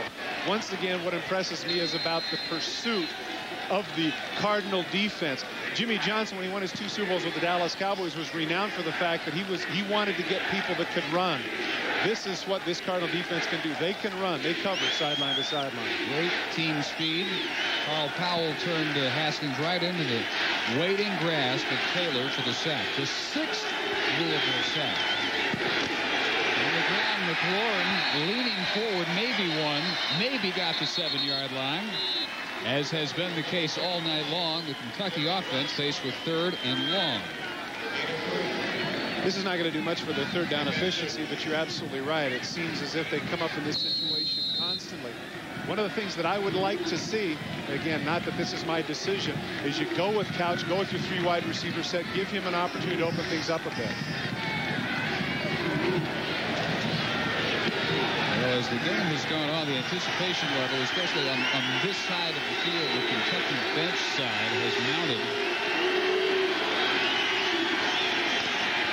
Haskins hanging this one deep for Sanford and intercepted by Madison. Sam Madison, middle of the field, cuts back inside the 10.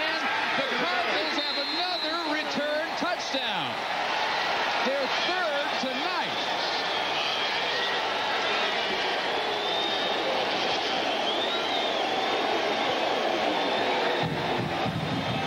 Well, as we documented, Madison is the man. 12 responsible for 12 turnovers by himself.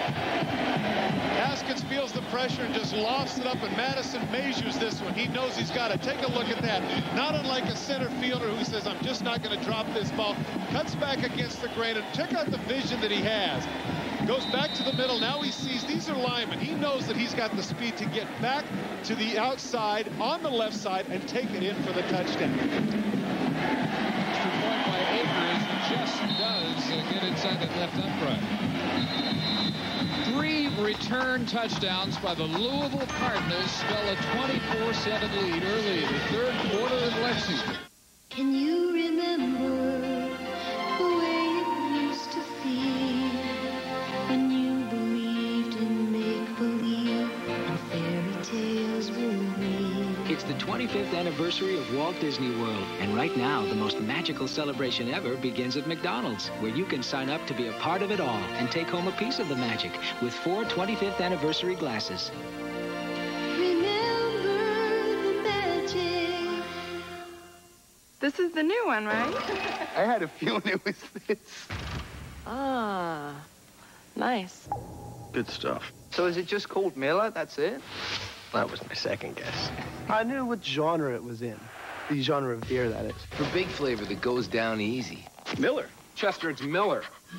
Taste the taste of new Miller beer. The one with the red label. Yep, red, white, and blue. Can't go wrong. New Miller beer. Taste the taste. This isn't even being filmed, right? You're just having a good time?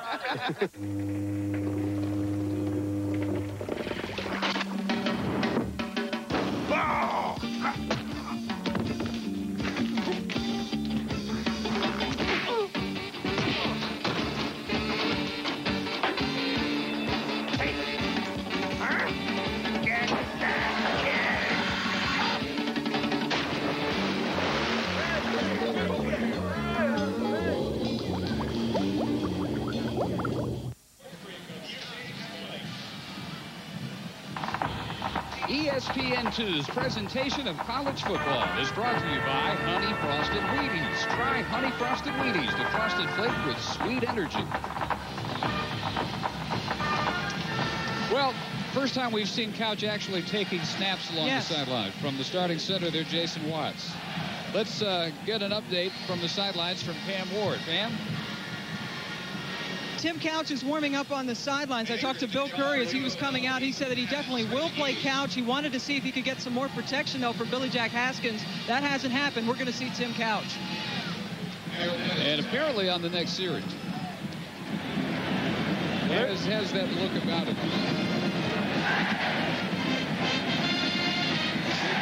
Again, drives to the return team lead. This is Will Dennis who takes the knee. 6 yards back, and the college debut of Tim Couch comes right now.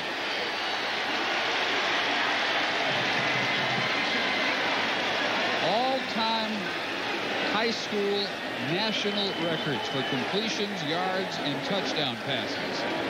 From Hyden, Kentucky, very small program, but a very big talent. And Bill Curry can't really seem to narrow down where he thinks Couch is most talented. Obviously, the physical gifts are there, but he raves about his intelligence, his ability to catch on to the program. And I think what impressed Curry most of all was the fact that this guy who knows he's going to have a big career shows up in June to lift weights with the big guys, with the linemen, and immediately earns their respect by doing so. Well, contrary to what you might think in this situation, yes, Louisville is a rival. Yes, this is a very good defense to go against.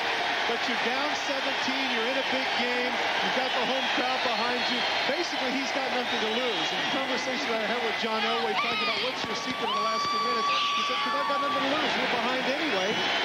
So here's his opportunity. Through the middle, and the usual result tonight, the Cardinal defense converges, and McLeod makes the initial hit. That unofficially now 9 tackles for Tyrus McLeod, who has more than lived up to his billing. Well, if you get credit for being in the neighborhood, then it's got to be close to the 20, because that man has a nose for the ball. There's going to be a point here where the play action is absolutely nondescript. They've got to give him an opportunity, get the 3-wide package out there, let him go into a gun or whatever they have, and give him the opportunity to open things up. Into 2nd and 8. And Couch with the call at the line. Some movement. Leland Taylor pointing across the line at his opposite number, 56 for Kentucky. David Behringer. You know, you talked about poise. I find that fascinating. Here he comes up basically with his first opportunity to throw the ball, and he goes right to an audible. That shows a lot of confidence. Did that a couple days ago in practice, and Curry came over and said, how did you do that? How did you know to do ball. that? Ball start. Offense. That 5-yard penalty. Down remains 2nd. Well, it was Behringer who moved, and Couch said, Coach, it's just something Norman and I saw. We just did it on our own. I think he has his head coach a little bit in awe already. Well, certainly from the quarterback position in this day and age, everybody who's programmed for reads and passing trees, I find it refreshing to have a young man that has that kind of spontaneity. Basically, every play is a check with me. In other words, there are 2 options spelled out in the huddle. They come to the line, and the quarterback makes the call, one option or the other at the line. Blitz from his end zone, steps up, keeps to the 17, where it'll be 3rd and about 3.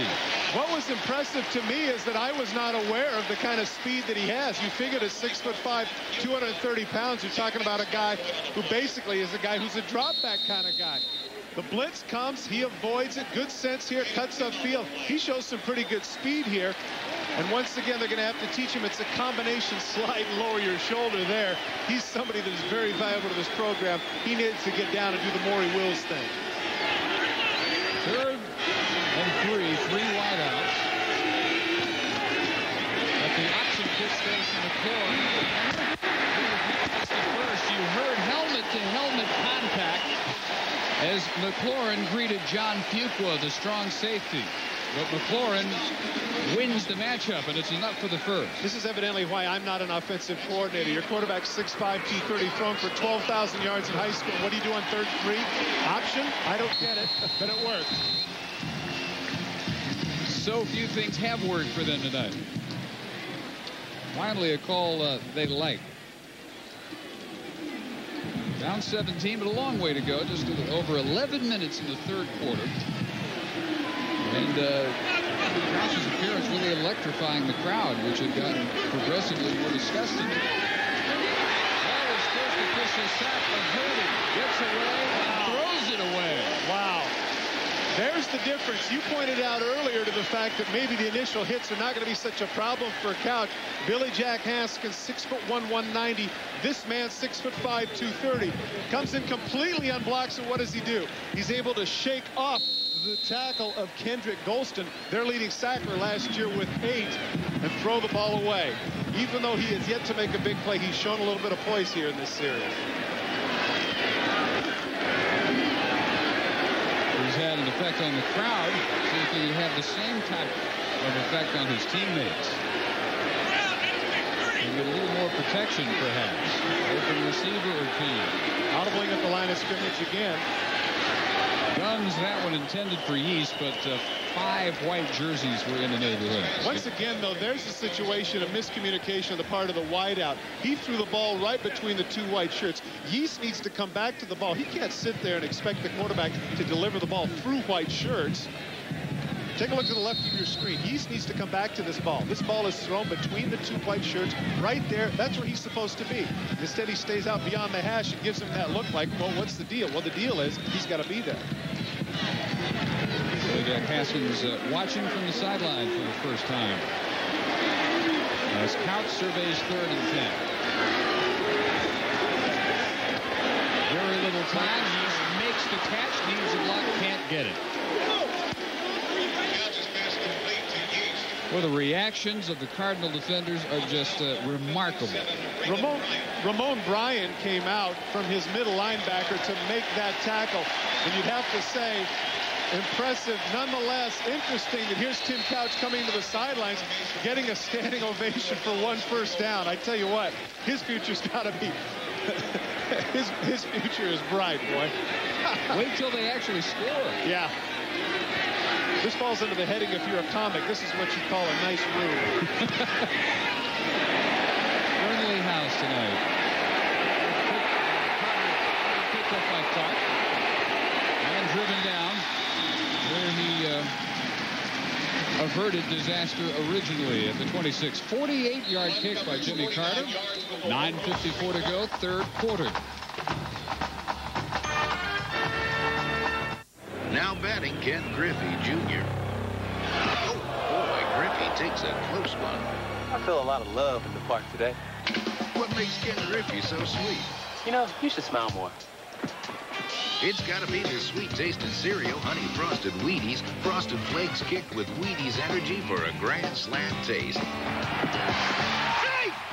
You know, club soda, take that right out. Honey Frosted Wheaties, it's sweet energy. Summer's history, so what's on your mind? Football. That dream where I show up for school naked. My jersey number. Her phone number. Hoops. Her sister's phone number. So what's on your body? Hot stuff, cool stuff, Adidas stuff, like the Adidas Lightspeed shoe, tees, jackets, and shorts in special colors. Plus, catch the new Feet You Wear shoe. The top 10 2000 at Champ Sports. Champ Sports, your mind, your body, your call. 1-800-2BE-FIRST. Adidas at Champ Sports. Get the real stuff first.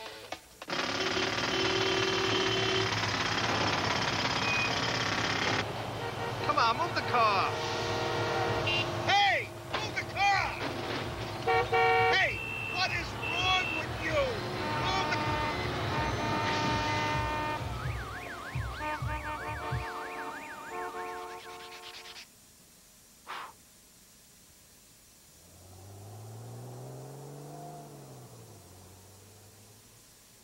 Coy Detmer leads Powerhouse Colorado against intrastate rival Colorado State. Next Saturday at 9, only on ESPN2. 9:54 to go in the 3rd. 24-7 Louisville lead. They'll take over at their 26-yard line. And if you've just arrived here, you see those 24 points, you're saying to yourself, man, they must be really effective on offense. Louisville has not scored an offensive touchdown. With the give, and very little opens up for Donnell Gordon, junior from Pewee Valley, Kentucky. Named after Reese? Evidently so. Began his career, as we said, with the UK, averaged 6 yards per carry for transferring, and a high gain of 99 yards against Vanderbilt 2 years ago. That's that transfer year last year. The Louisville program has a history of successful transfers. Browning Nagel started at West Virginia, Otis Wilson at Syracuse. Well, for similar results from Gordon. Turns it up on the sweep and crawls to the 35, where it'll be third and about 2. Good job by the offensive front of the Cardinals, particularly on the right side. Rick Nord and Matt Johnson, father of 2, do a good job of clearing the way. Gain of 7. Basic sweep, pushing blue shirts out, cutting back against the grain. Gives Louisville a good opportunity, third and very short. Because of the way the defense is playing for Louisville, this is a great time right here to go up top. They're basically a sideline seminar that we just showed you. They get seats in a semicircle. As Gordon pushes forward and should get credit for first down yardage near the 38-yard line. They set up seats for as many defenders as can sit down and watch the work along the sideline by the assistant coaches while they're getting a breather. In this case, it's the offensive line getting the seminar down there. Very organized. And he has their full attention. It is good for a first from the 38-yard line. Jason Payne all the way quarterback for Louisville. We have not seen parade player of the year for 2 years ago. This catch by Montano, his first since the first quarter. Let's go down to Pam Ward for an update. Okay, on the sideline, there's certainly renewed enthusiasm with Tim Couch in there, but right now they're concerned about Tyrus McLeod and putting an extra player on his side and making sure that he doesn't get in the way. And they're also concerned because they had the backup middle linebacker, Miguel Vieira, just carted off with an injury. He is the backup to Schellenberger. And we'll get an update on his condition. Second and less than 1. Leading his way for another first is Gordon. The offensive line for Louisville evidently had a long conversation at halftime because they have certainly been more assertive here in this particular drive. 2 first downs, as we documented in the first half. Louisville, too, with their struggles on the offensive side of the ball. We focused on Couch so much, but what Couch is to the Kentucky program, Redmond, in a way, is to Louisville. The difference is there's not quite the pressure because they're not coming off consecutive losing seasons. There's not quite the savior tag that Couch carries. So far, as we said, Payne all the way. Gordon dragged down as he reaches Wildcat territory, 49-yard line.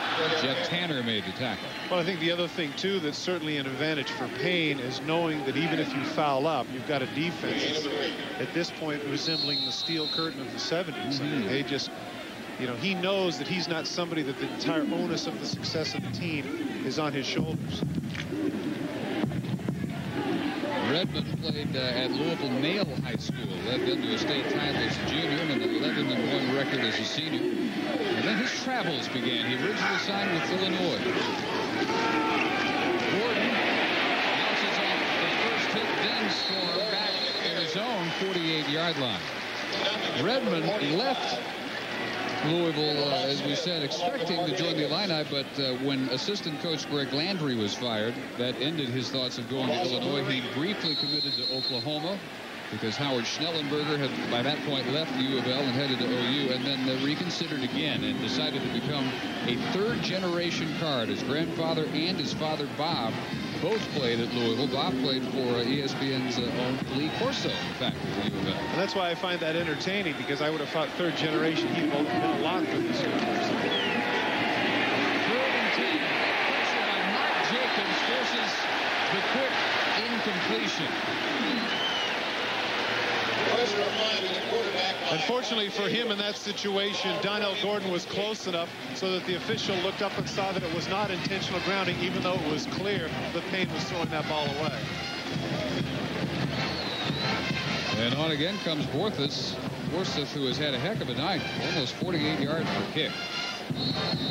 You know what, I called him Norseth earlier because his backup quarterback, I remember, I think for the Falcons, if I'm not mistaken. Tough name to say, but he's having a good night. He's made some great kicks. Sophomore from Green Bay.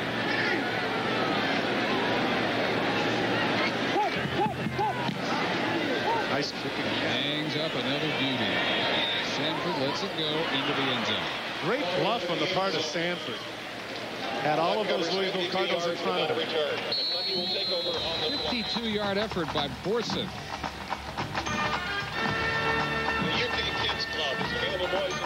When I started losing my hair, it bothered me, and I finally got to the point where I just didn't want to think about it anymore. But I didn't want to do anything until I knew I could get the look that I wanted. The most important thing to me was the hairline. It had to look natural. Hair Club for Men is proud to announce a technological breakthrough. Call our toll-free number now to receive your free copy of Hair Club's exciting new technology brochure. I just love the idea that I can get out of the shower, towel dry my hair, blow dry it, and I'm gone. So call now and get Hair Club's new technology brochure. You'll see before and after photos of men like yourself who have already experienced the benefits of this innovative technology. I'd seen too many people that had tried surgery or products that promised to grow their hair back again. I wanted something that was simple, non-surgical, that would give me the results that I was really after. Call our toll-free number for your free brochure, because Hair Club for Men really can make a difference.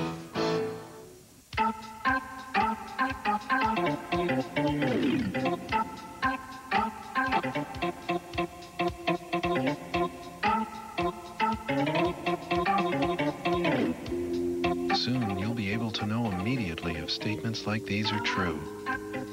Mr. Gullible. ESPN News Network, the 24-hour sports news network from ESPN. Who else?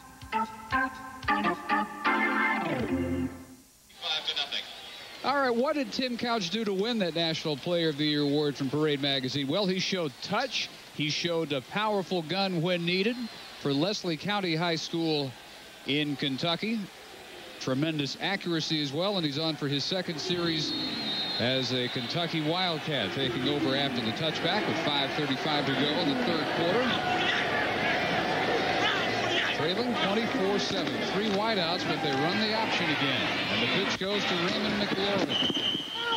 Ridden out of bounds, and the Cat fans want a late hit to be called, but it will not. At the 24-yard line.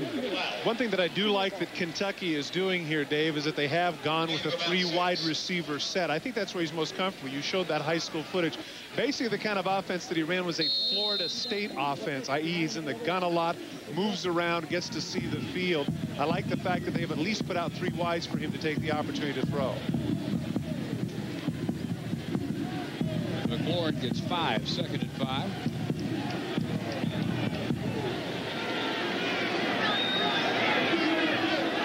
Once again, 3 wideouts. And the straight drop for Sanford. And a first down, driven out by Madison at the 36 and a gain of 11 yards. Got the hook route. Watch to the left of your screen.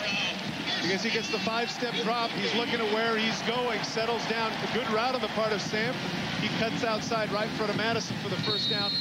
Once again, I reinforce the fact that those are the kind of throws that get a quarterback some confidence. Don't have him come in throwing posts and corners. Get him something underneath so he can get a rhythm in the game and feel comfortable, get confident. This Louisville defense has been so aggressive. You got to do something to get them back on their heels. Maybe that'll be the start. For a loss back at the 35, and it should be 2nd down and 11. We head to Richmond International Raceway next Thursday for race 17 of the NASCAR Truck Series. The Fastmark Truck Shootout sets the stage for the continuation of the series points battle between Ron Hornaday Jr. and Mike Skinner. NASCAR truck action only on ESPN2. might ask yourself at home, why are they running the ball? It's been very ineffective. The reason for this is that they just do not want to allow Louisville at this point to just pin their ears back and come every play. They want to at least keep them a little bit off balance. But even on the run, Scott, they're pretty much getting their Couch just does avoid the delay of game penalty. He gets the timeout called, I think, before the clock went down to 0. UK Athletics Department would like to thank its official corporate partners. Good ball. Play game. Offense. 5-yard penalty. Down remains second. Nope, didn't get the timeout called in time. It was already 0. So it'll cost him 5. One of the things they have to be doing here is the point that you made regarding the fact that they have a package and he can audible at the line of scrimmage. This is a freshman. This is his first game. This is the point where the offensive coordinator and the cognizant there with Kentucky have to say, no. Go up to the line of scrimmage, call the play. It's asking an awful lot of a young man in his first varsity game against a defense of this magnitude to audible. Sanford out of the tackle. Always reinforcements there. Really a great job of swarming tonight. If the first Cardinal hasn't gotten him, there's been somebody right there to make up for it, and it's John Fuqua this time. Interesting that the defensive backs of the Cardinals, they refer to themselves as the Mob Squad. And those of you that are older enough appreciate that reference point. Couch tries to look people off, but he throws the receiver Sanford, and he gets right in the middle of that Mob Squad. A lot of the people there in Louisville, some of the coaches say, hey, don't be messing with the nicknames just yet. Do something. Well, tonight, I think they might have earned their moniker. Yeah, the secondary's name fits. The one the coaches are a little bit concerned about was given by Leland Taylor to the defensive line, Death Row. This is his first game as a Cardinal. They want to see some skins on the wall first. Intended for Mason. Once again, Tyrus McLeod in on the coverage. So many times the middle linebacker now becomes a specialty person. He's the guy that's in on running plays. And then when it comes third long, he comes out. Tyrus McLeod from the Dick Butkus and Mike Singletary school. He stays in on passing downs. Does a great job of watching the eyes of the young quarterback. Gets into the hook zone and bats it away. This man's having an outstanding game. Somewhere around double figures in tackles. He's had a couple of those deflections. His anticipation is really what's that's what's led to all the big statistics.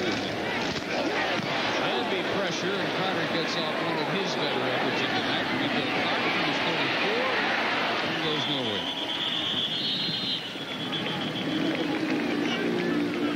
34 in the air, return of 1. There's the Mob Squad. Catch NFL Countdown.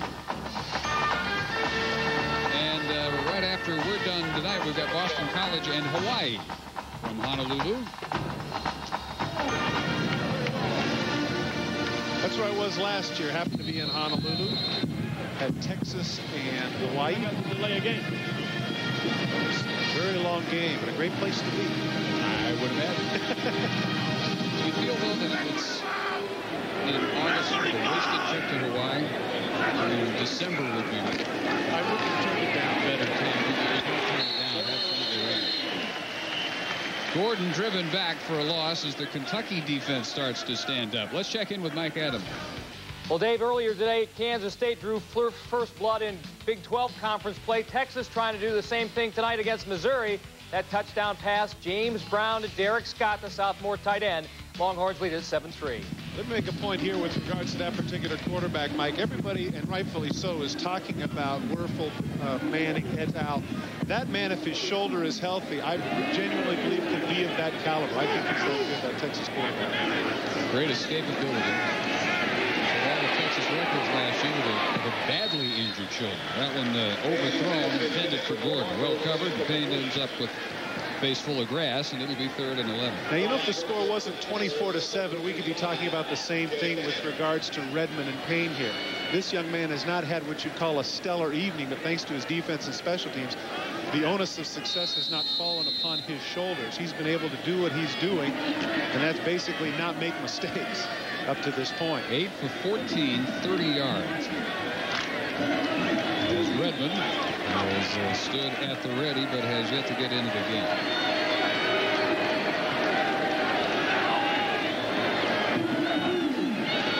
Four wideouts. 3rd and 11, and good protection. Delivers for Montano, but he's driven back well shy of the mark for the first down. The hit applied by 29, Tony Woods. Stopping it was number 29, Tony Woods. What kind of confidence do you have in your defense here? Up 17 on your own 44. You've got 4th and 1. Pretty good confidence. They're going to go for it. Wow. Wow. Big hit by Woods. Ron Cooper keeps Payne out there, and maybe all they want to do is try and drop off sides, but they're going to come to the line at least looking like they need to. But once again, if indeed they go through with it, what extreme confidence they have in their defense. It's to Gordon. And stopped for a loss of 2. As the Cat defense takes umbrage at the apparent lack of respect. Well, it remains to be seen as to whether or not Ron Cooper will be second-guessed, say at 10:30 tonight Eastern or tomorrow morning in the paper. But I have to say that that's a bold stroke, and that would have gone a long way towards the confidence of the offense if they get it. But instead, the Kentucky defense, as you pointed out, rises to the occasion, forcing him back. And there is a mob of blue shirts to drop him. Kentucky now with an excellent opportunity at the 43-yard line of Louisville.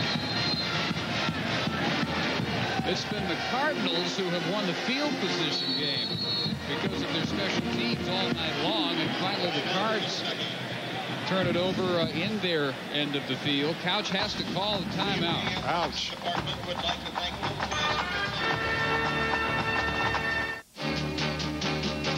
My mama told me you better shop around.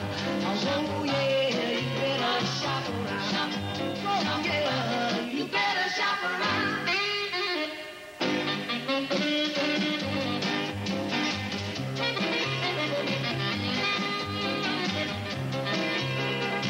You better shop around. Oh yeah, you better shop around. Shop around. Jesse, you're next. I'm all yours. Save it for the stage, Romeo. Carol always gives it to me straight. Like when she told me about my... I told him about Head & Shoulders. Regular shampoos just rinse flakes away so they could come back. Head & Shoulders helps prevent flakes from even forming. You see the difference? You look great. Thanks, but will it get me this part? Couldn't hurt. Head & Shoulders, because great hair can't have flakes. Hey, break a leg.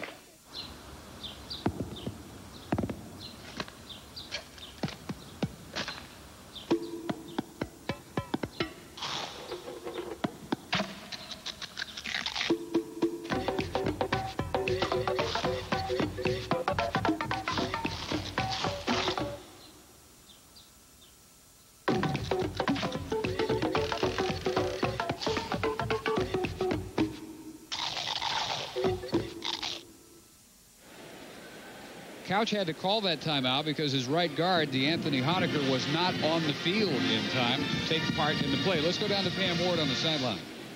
Renewed enthusiasm in the stands also for every player for Kentucky. The last series when Tim Couch came out, the first guy to greet him was none other than Billy Jack Haskins, who came over, gave him a pat on the back and some encouragement. Bill Curry said he liked Haskins. Now we know why. Dave? They do seem to have a real constructive relationship. They both make no bones about the fact that they want to start. They want most of the plays this year. But it's a friendly rivalry, as it should be, among teammates. Incomplete, in and out of the hands of the true freshman Quentin McCord. Quentin McCord is somebody that Coach Curry was very high on, talking about his blazing 4.4 speed and some of the things that he had done that a true freshman does not. Well, in that case, that's something that a true freshman does do from time to time, is drop the ball. Something that should be pointed out here with regards to Tim Couch is that you talked about it numerous times, that he is the guy that is the savior. Don't forget that the wide receiving core for Kentucky, the leading receiver last year was Yeast with only 23 catches. And so it's not as if this is a team that's used to throwing the ball 35, 40 times a game. Averaged 126 passing yards last year. Was not enough in today's college game. Couch sacked at midfield. Leland Taylor, the transfer from Tennessee. It's one thing to talk the talk, and it's another thing to walk the walk, to use that particular street colloquialism. Leland Taylor is the one who said, if that young kid gets in the game, we're going to knock him on his butt. Well, people are saying that all the time and giving the big talk, but Leland Taylor backs it up. He has been an absolute terror on the defensive front for Louisville this evening. At 310, he's got 40 pounds on the man, Behringer, in this case, trying to block him. Undersized front unit for Kentucky has been overpowered today. They have 9 freshmen or sophomores in their 10-man offensive line too deep, and they're showing it in experience. Couch again avoids trouble and finds Anthony White up the sideline. Young man with a chance. It's Becker. White has the touchdown. There's a flag at midfield, though. There's a flag.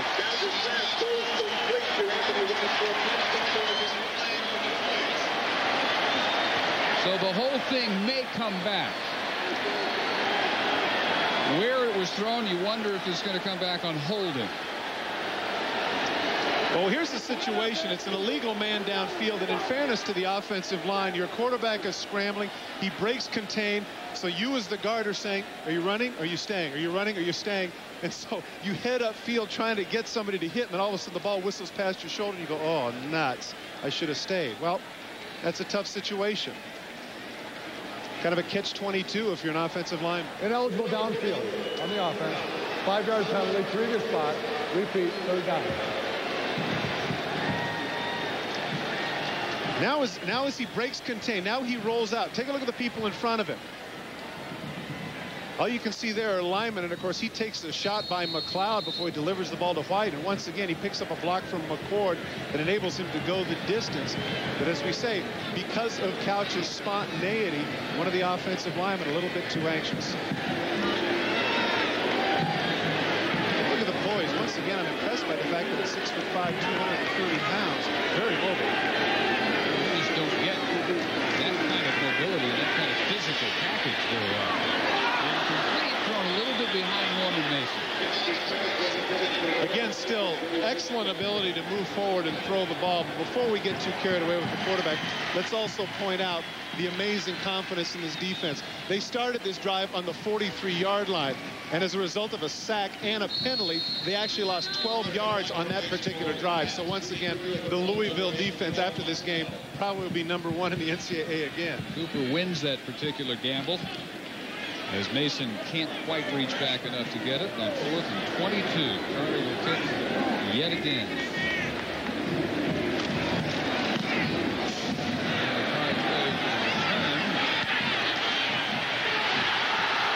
Fumbled at the 20. Well, initially it appeared that Louisville had it, but I think it might be popped loose again.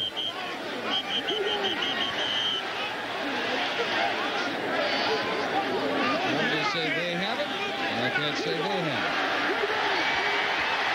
And the Wildcats will take over at the Cardinal 20. At last, their special teams force the turnover. Jeff Snedeker is the man with the recovery. And take a look. There's nobody here who hits him. Really, he cuts up the field, and right there, that's a great strip. Somebody who has been outstanding today hitting on special teams. Tony Woods is the man who strips the ball. Initially, it appeared that Dinkins had the recovery, but Snedeker fought him in the bottom of the pile and was able to strip it and get it back. Well, the first time it's not Clark dropping back, but Montano, it turns into disaster potentially. Couch from the 20, first down. What a throw! What a throw!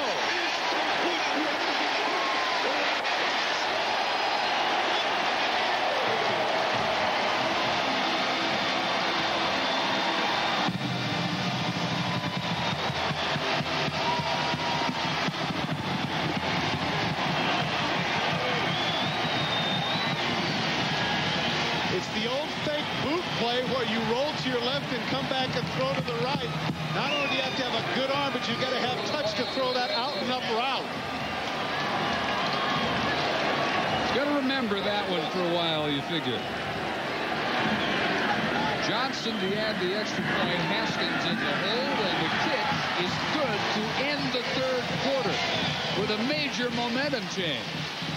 And take a look at Couch here as he rolls to his left. He's going to have somebody in his face, and he's going to get hit just as he delivers the ball. There he takes the shot. Look at the tight spiral, right on the money. Kentucky back in this game with a stanza remaining. Tim Couch threw dozens and dozens of touchdowns at Leslie County High School. His first as a Kentucky Wildcat goes into the books, and well worth another look. Perfectly over the outstretched hand of Rico Clark, over the shoulder catch by Curtis, and you see the reaction. It's interesting. Evidently, that one's a little more important to him than the 100+ that he had in his 4-year career there at Hyden, Kentucky. And you made a very salient point at the break.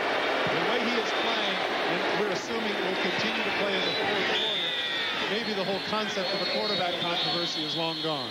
Tobin Anderson's kick out of bounds, and we'll come to the 35. Well, you wonder that. I mean, Curry naturally is going to show some loyalty to Haskins, but if Couch continues to perform and ignite his teammates Place at the 35-yard line, first down. And the crowd the way he has right now, if he continues to bring them back in this game, you wonder if whatever controversy there was might end before it really gets a chance to begin. Well, one thing here is that clearly he is getting a rhythm. He's feeling a lot more confident after that first drive.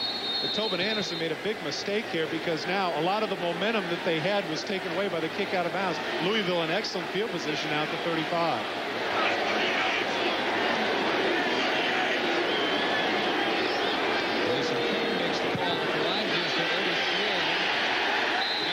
Dragged down by a newly enthused Kentucky defense. The tackle by Schellenberger, the middle backer, to Mike Adamley. Well, Dave, Southwestern Louisiana still in the hunt for a moral victory. They trail Florida 42-14, and then watch here.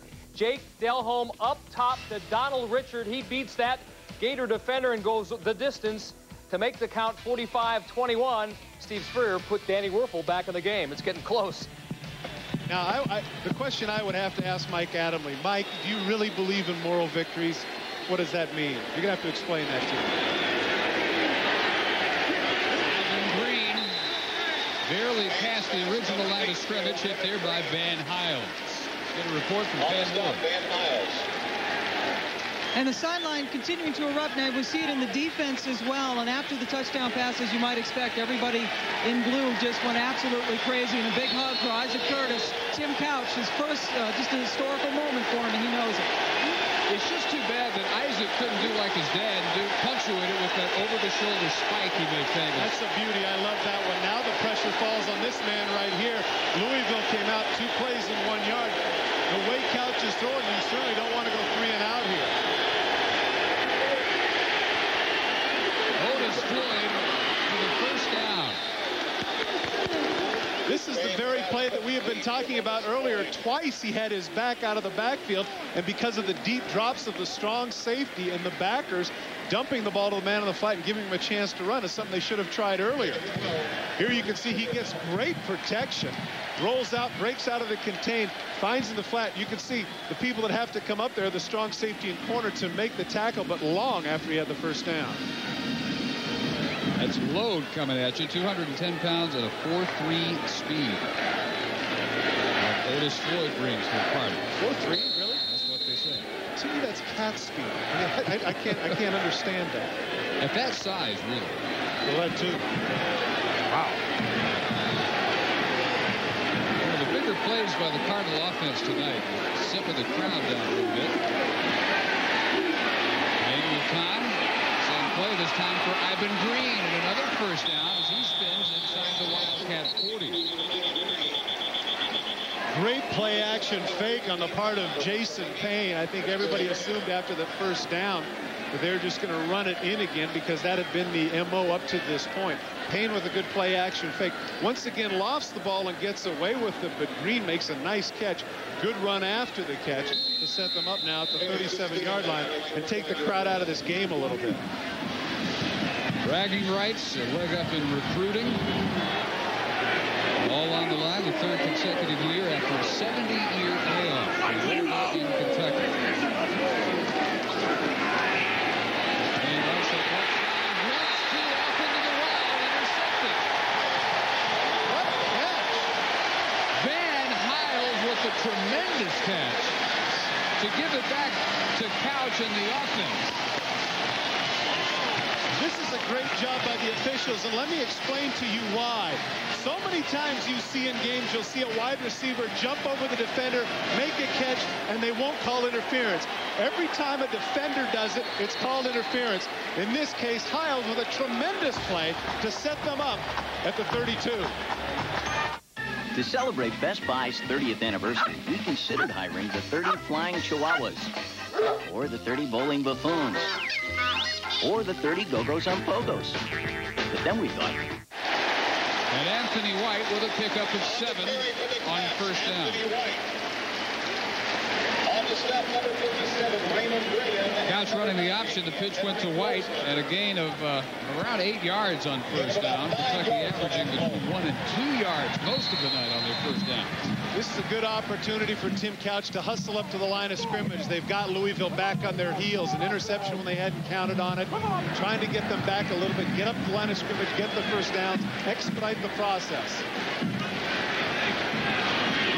The 2 tight ends. Couch hanging one up deep. And overthrows McCord, who was blanketed all the way up the side by Sam Madison. What I mentioned with regards to Hiles, take a look to the right of your screen. Watch the pick that he makes. He comes over, see, he comes over the back of the receiver. Now, how many times have you seen him? Montano tries to fight it away, but Hiles is persistent. How many times have you seen that happen when a defender, if it's not intercepted, they call pass interference? In this case, the Big Ten officials, very cognizant of the fact that he's going for the ball. They let it go. Great non-call.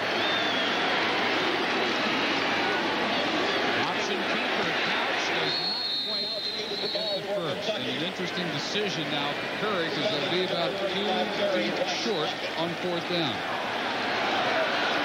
Well, everybody is certainly motivated here to move it, and based on the way they've been punting the football, why not?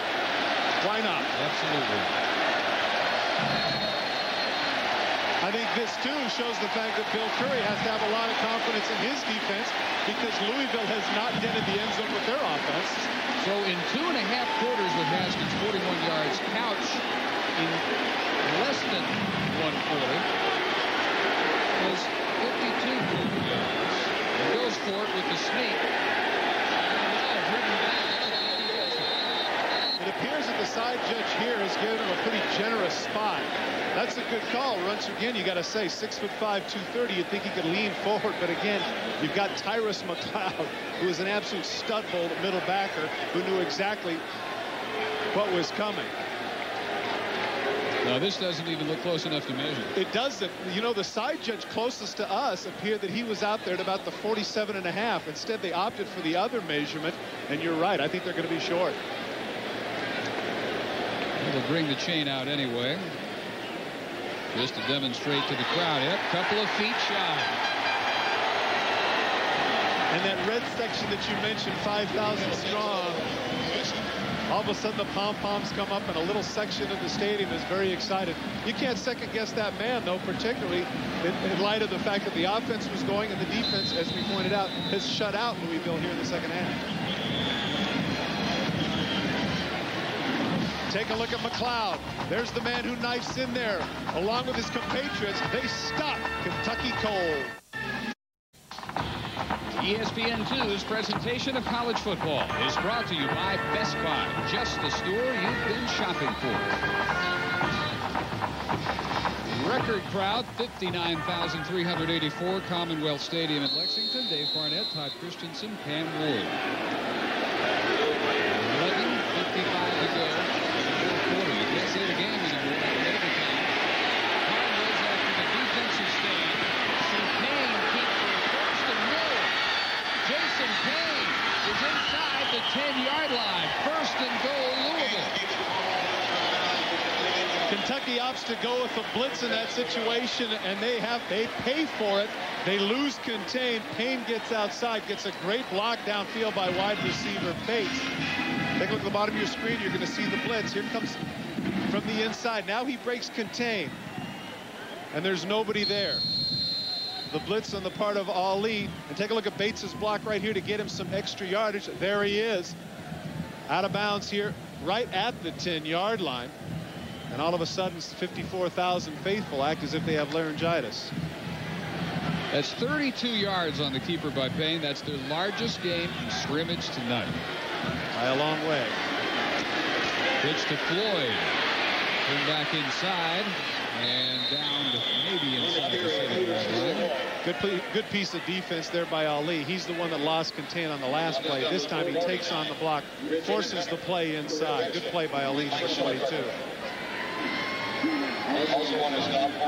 This man, Ron Cooper, it goes without saying that they want to get a touchdown, but they know here if they kick a field goal, they can still be beaten with 2 scores. A touchdown here might not be lights out, but it certainly would put a crimp in Kentucky's plans.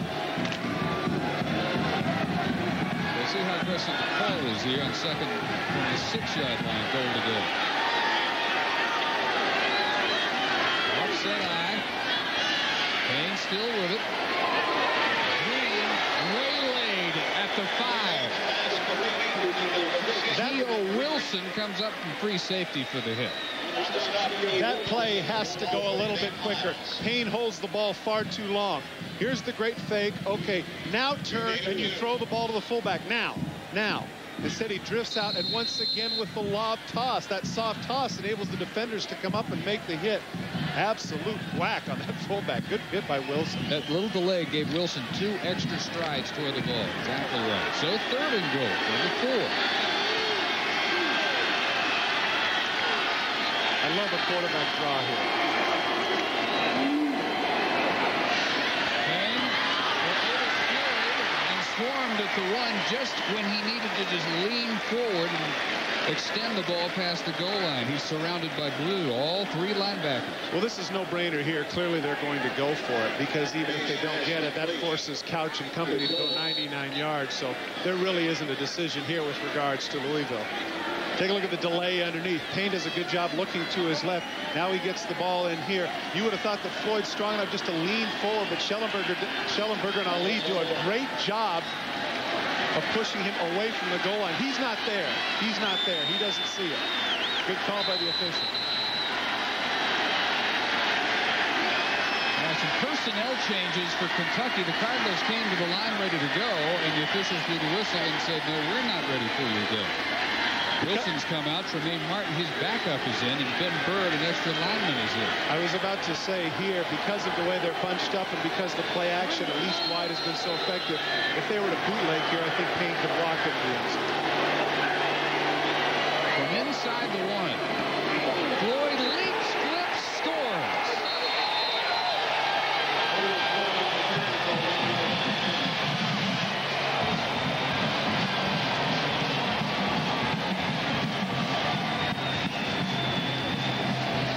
All they needed was a stalemate of the offensive line, and the right side was able to get that.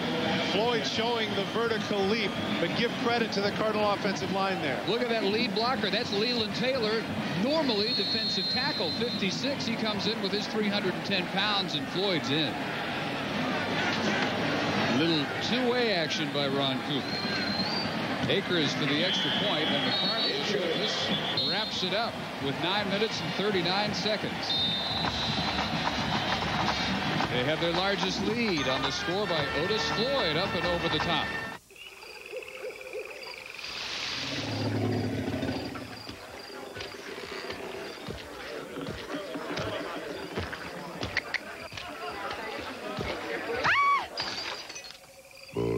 Budweiser.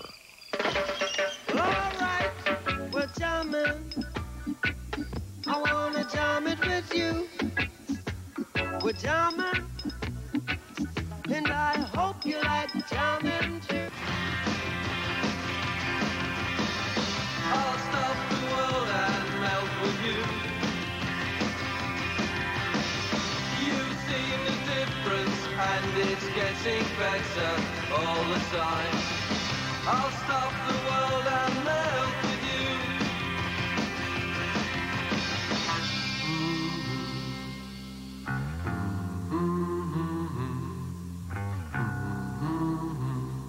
Foot action.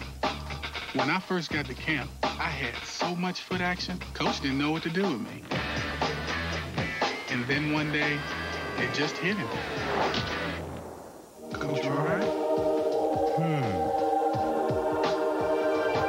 You want me to play what?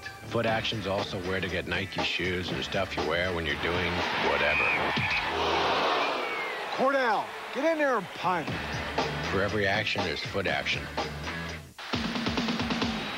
The Fighting Irish stormed into Nashville to battle then Notre Dame Vanderbilt Thursday at 8, only on ESPN. Following the Louisville-Kentucky game, we'll go from the Bluegrass State to the sands of Hawaii and the coaching debut of Fred Von Alpen from Hawaii. We'll have that next in the Deuce. Back to Dave and Todd. All right, Mike, Bill Curry and Ron Cooper head-to-head. And Cooper has won many of his gambles. He's been much more willing to gamble tonight. That's more toward his personality than has Bill Curry, and that attempt on 4th and goal. Something I think he had been looking for all night, the chance to sneak Leland Taylor in as his blocking back. There you go, David. It's good. As the beat kicks it all the way through. He waited until the exact right moment to get Taylor in and clear the way again for Floyd. Well, I don't.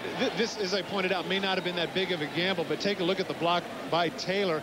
He stands up Schellenberger, their big hitter, and he gets up and gets a piece, but not enough to stop the momentum of Floyd, who gets into the end zone. So, you know, even though that appears to be a little bit of a gamble, that's something that as a team, I promise you, they'll go back to the film room and say, boy, we really sucked it up 4th and 1. Never mind the fact that we were up by whatever we were up by at the time, but still, that does allow for the offensive linemen and their confidence to come through on 4th down. Couch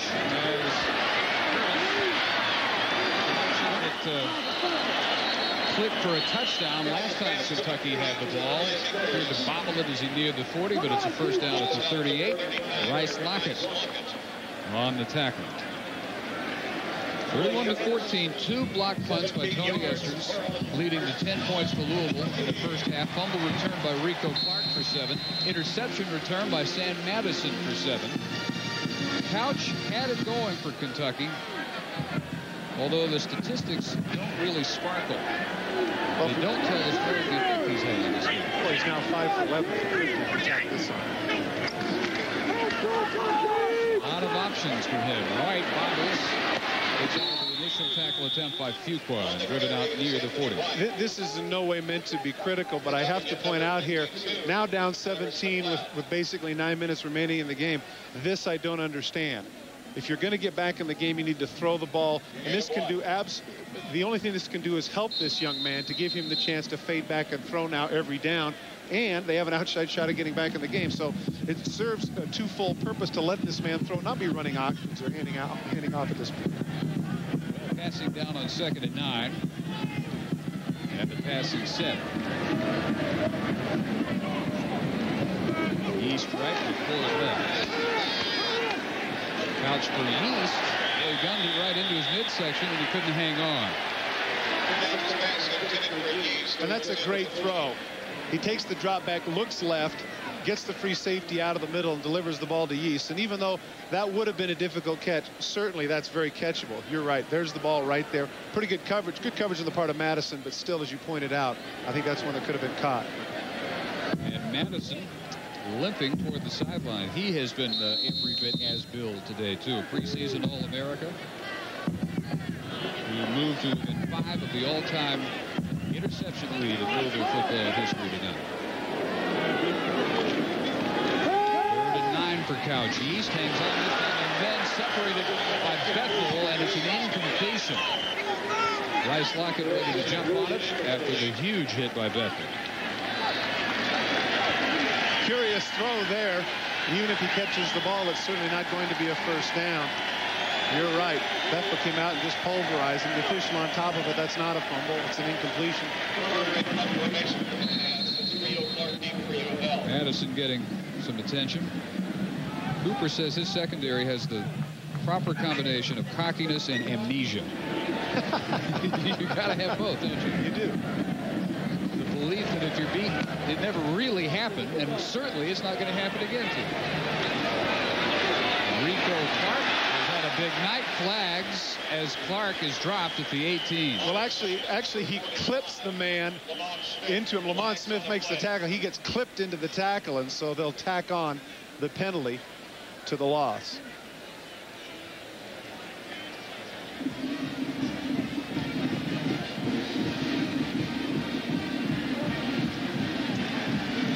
David Whitvote signaling the illegal block.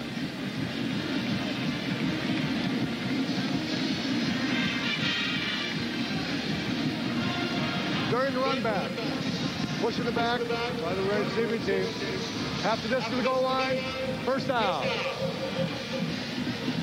Coach Ron Cooper mentioned to us yesterday that he very much thought that this would also be an opportunity for his young quarterback to get in the game, that we might see him at some point. This certainly would be a good opportunity for him, 31-14. Well, we are going to be treated to the side of Chris Redmond. Good call, Mr. Christensen. In sync with the thoughts of the head coach. And you thought Chris Berman was the Swami.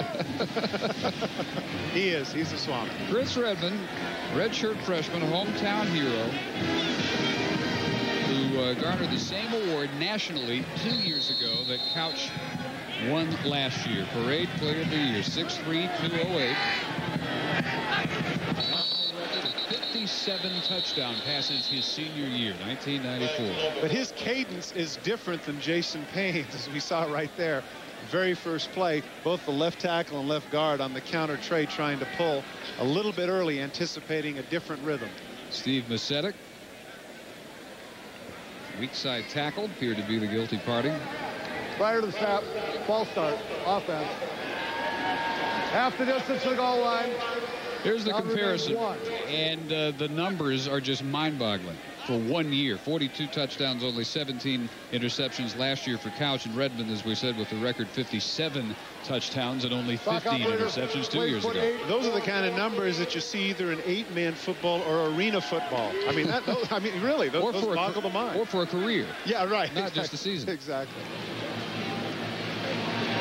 There is certainly less pressure on Redmond than there is on Couch. Operator, please. 8-4-4. 1 more second to be added to the clock. Redmond, after all, comes to a team that had a winning record last year. And the line of succession at quarterback clearly pointing toward Jason Payne, who's been good enough to get the W so far. Gordon on the carry. Catch NFL Countdown tomorrow when the boys kick things off. A look at the 49ers' Jerry Rice. He's going to show us all his summer workout secrets. And we'll answer the question, will Emmett play in Week 1? Monday night, Dallas at Chicago on ABC. Jimmy Johnson looks for another ring. NFL Countdown. It all begins at 11:30 a.m. tomorrow.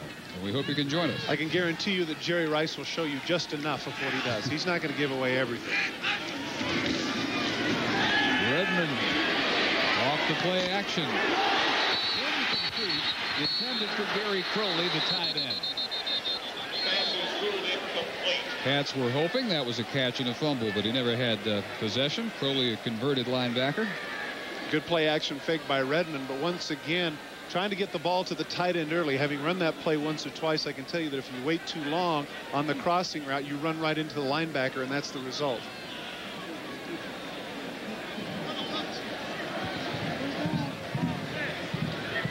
Chris Redmond looks a lot like Jason Payne. They could be brothers. Just an amazing resemblance, but that's where the resemblance ends. Redmond, according to his coach, is the All-American boy. Jason Payne, the alternative boy. That explains the newspaper headlines that referred to it as a sibling rivalry. Good job. Big hit delivered by George Massey, 97. The backup to Jacobs at defensive tackle to drive Gordon back. It'll be a fourth and officially about 10.5. Sanford has been quiet here in the second half after those 2 dazzling punt returns that he had in the first quarter. Sanford, of course, soon to be the all-time leader in kick returns in the SEC. That's a dubious record, you know, because that means you're returning kicks all night long. I agree. He would much rather not have the honor.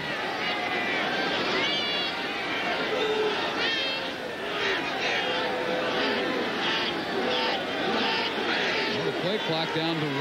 Borsett just does get that snap in time. It's off the side of his foot, and the Cats are going to get great field position. Bad hot for the Cardinals even. Well, here's the situation. Clearly, Ron Cooper told his punter, take all the time off the clock that you could. And he showed a lot of poise in doing that, but the problem with that is that it messes with the rhythm of the punter.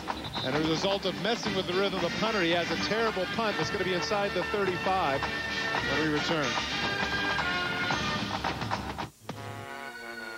Now, the most difficult shots in golf are easy to make. With the Alien Ultimate Wedge, you'll be out in one swing, guaranteed. I don't care how high a handicapper you are or how little you play. You'll get out of the sand on your very first swing or your money back. Over 60% of all shots are taken within a short distance of the pin. The Alien Ultimate Wedge's triple radius design gets you out of the sand, out of the deep rough, even off hard pan.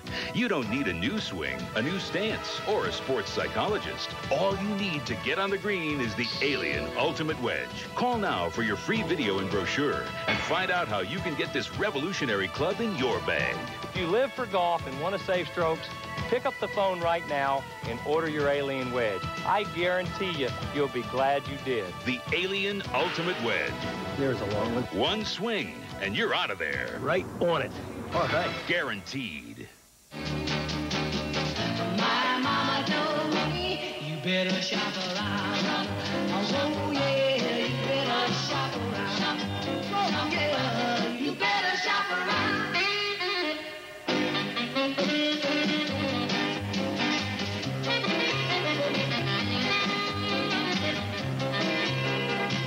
You better shop around. Oh, yeah, you better shop around. Shop around. Only a 24-yard kick by Borseth. 33-yard line is where the Cats take over. An update quickly from Pam Ward. And for good news, actually, this time for Louisville, as Sam Madison, the cornerback, just went out. We saw him limp off the field. It was just a cramp. He's back on the field, and after having some ice, so he's okay. Miguel Rivera, though, for Louisville, it's a sprained knee, and he will not be back. And that is Derek Logan, who gets his first collegiate carry. He's a true freshman from Chatham, Virginia, who led the state of Texas last year with 1,967 yards, playing at Marine Military Academy in Harlingen. We should mention that Vieira is from the Kentucky side, a linebacker who will not return. The numbers tonight in the third renewal of the Governor's Cup rivalry. They have had the top 3 crowds in Commonwealth Stadium history, which leads to an obvious question. It lasts a lot of time and it's in and out of the hands of White, but there's going to be an interception or an interference call on Bryan, riding White's back. Interference at the 26-yard line.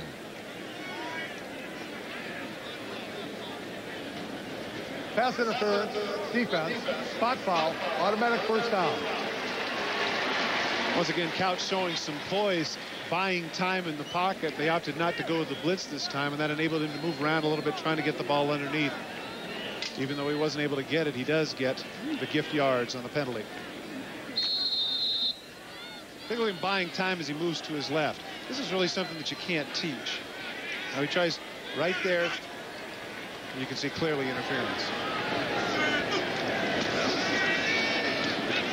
Outs for the side. It is caught for the first collegiate catch for Chad Stenser, another true freshman out of Franklin, Kentucky. On the stop, number 13, Sam Madison. Todd Christensen knows all about this young man. All the talk about Werfel and Manning. How about BYU? Steve Sarkisian picking up where he left off a week ago against A&M. Touchdown pass there to Kaipo McGuire. Mike, something to track. Will Steve Sarkisian have 1,000 passing yards before September? That's a very good point. Yeah, he had 534 in that game against Texas A&M. He could certainly duplicate that against Arkansas State. White trying to spin for extra yardage. It's going to be close to the first down marker, about the 18. Now, the obvious question, why did these two schools not play in football for 70 years? And no one seems to have a definitive answer, but you lean toward the theory that Kentucky saw itself as a program that really had nothing to gain by beating Louisville. Well, clearly they do now, because Louisville with Ron Cooper, remember, this is a team that probably, within a couple of weeks, if they continue to play the way they've been playing, will be ranked. A team that's coming off a 7-4 season. This is a good football team, particularly on defense. 32.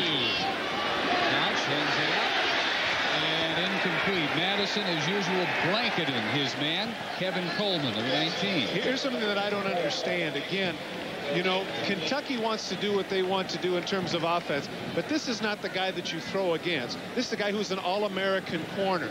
Look at the great bump in the line of scrimmage. He turns and runs with him. He knows exactly where he's going. That's just outstanding coverage. For you defensive backs, that's exactly how you do it. You don't look until your man looks. That's the reason he's an All-American and having a great night tonight. I'm not just talking about the interception return. I'm talking about the coverage. He is just tremendous. Obviously, you go for it on 4th and 2 with 4:52 to go, down 17 points. And they run the option again. Couch delivers the first down inside the 15. Let me make another point with regards to Madison that you made reference to earlier. They decided we're going to blitz the young quarterback. A flag is down. They blitz the young quarterback not because there's so much going after him, but they have such great confidence in their corners that they know that they can. They know that those guys can cover man for man, and they can blitz all sorts of people. Boy, that makes their defense that much more dangerous.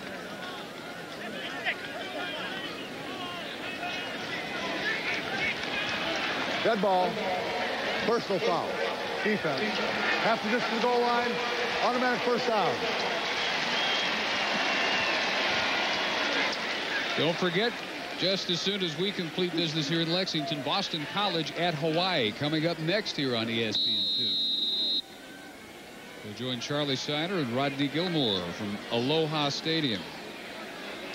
That run by Couch punctuated by the penalty. This is what, about the 5th or 6th time they've run the option with him in. I come back to the fact that at 6'5", 230, you don't think of him as an option quarterback, but there it is in the repertoire, and actually, he's run it fairly well. He's going to outweigh about half of the guys making the tackle on him. Batted down just as it gets out of his hand by Rondell Marsh, who's had a sack and now a big deflection. See, now the point, though, with regards to Couch, you're absolutely right. He can certainly do that. But when you've got the franchise quarterback, I'm not sure that you want to risk him running the ball. As you mentioned, Marsh has done an outstanding job rushing the passer, as have a number of the Louisville people this evening. And that's something when you bat down the pass of a man 6'5". You know, Troy Aikman ran a few options at Oklahoma, and that's why he ended up at UCLA. So I broke his leg. Hopefully that won't happen. Give to right, pushes the pile forward, reaches the 5, but nothing doing at that point. Stop by the front end of the ULL line. A little over 4 minutes to go. Louisville, an underdog by about 1.5 points coming in. On paper, they appear to have the superior team, and the big plays by their special teams have really pushed them over the top of that. Well, in addition to the special teams, you know, the defense has just been suffocating. They have not allowed any really big plays from the offensive side of the ball, and because of the miscues of Kentucky, that's what they've needed to get back in this game, and that has not happened. All the credit, a great deal of the credit for the success tonight has to go to the defensive side of the ball for the Cardinals.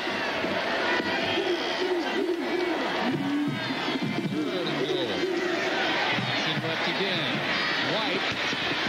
Big helmet-to-helmet collision as he reaches to 3 and pushes forward to the 2 as Rico Clark, who came up on White. You know, with 3:15 and the clock running, you can sense a little of the irritation of the crowd. Everything that they've read about Tim Couch, once again, I think that they have to be aware of the fact that even though he is a great talent, certainly we've seen glimpses of that this evening, he doesn't play all the positions. There have been some drop balls. There's been some breakdowns in coverage. There's been some questionable play calling. It's going to take some time for this young man to develop. I certainly think he's going to be outstanding, but it's not going to happen overnight. 4th and goal from the 2. Big pattern to the corner and just over the outstretched hands of Norman Mason.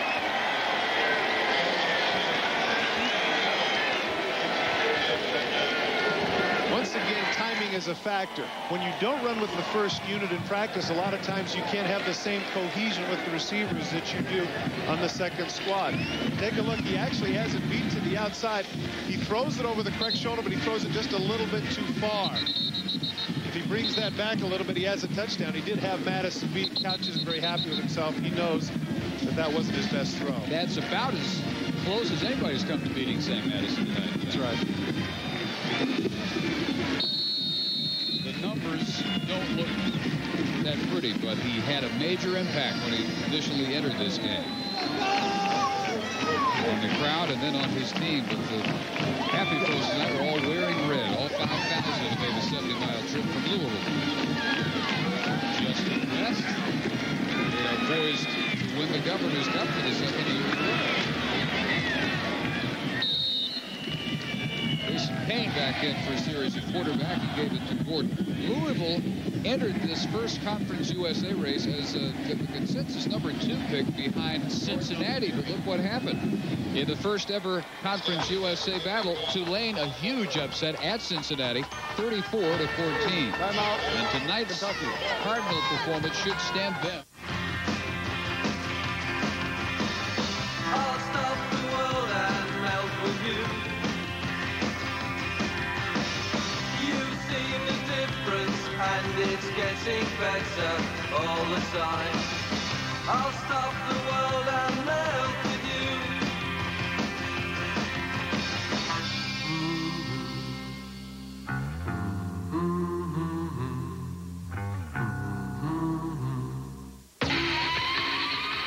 Firestone has developed a new tire technology so advanced they use it on Indy cars in the worst possible condition, the rain. And if it can handle 172 miles per hour wet, 55 is a piece of cake. Introducing the Firehawk SC50, made possible by Unity, our ultimate tire technology, and by a tread patterned after our original Firehawk Indy rain tire, the Firehawk SC50, for the rain, for the road.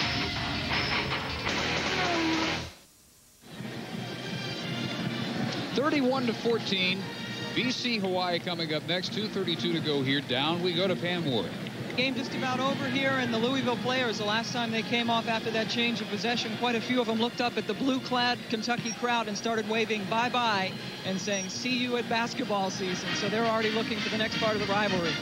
And basketball will come up December 31st of this year on ESPN2. They'll play here one more year. You may wonder, why is it always here at Commonwealth Stadium? Well, they have about 23,000 more seats than at Cardinal Stadium, but in 2 years, the brand new Cardinal Stadium will open with 45,000 seats. It looks like a gorgeous facility, a natural grass facility, and at that point, the rivalry will at last move to Louisville. Doesn't seem to have bothered the Cardinals too much these last 2 years. Give them credit. Jason Payne from his own end zone for Robert Bates. All the way up to the 42-yard line. Split the seam of the zones. Kentucky in a 2-deep zone. Bates is able to find the gap. That was the same play that they ran the very first play of the game. Those of you that have hung with us this long. The last time Payne underthrew it, this time he puts it on the money. Able to look the free safety away. And Bates able to make the catch and hold on. And the Wildcats signal their final timeout with 2:25 left. Payne just threw that pass and headed to the sideline. Cooper reinserts Redmond, so he used the veteran deep in his own end of the field, and now he's going to get Redmond a few more snaps in his first collegiate appearance. Big smile on the face of Payne. Clearly, this is a situation where Louisville is not content just to run the clock out. Ron Cooper is cognizant of the fact that this is a good opportunity to get the youngster some snaps and to get him some plays that are meaningful. So many times when a second-string quarterback comes into games that are blowouts and all he does is hand the ball off. Here's a good opportunity for him to really run the offense and see how he can do it with the first team. Ron Cooper through the Lou Holtz staff. 2 years assistant head coach at Notre Dame for Holtz, and 2 years head coach Eastern Michigan. Second year at Louisville. Looks to be a very promising addition that he's got with him this year.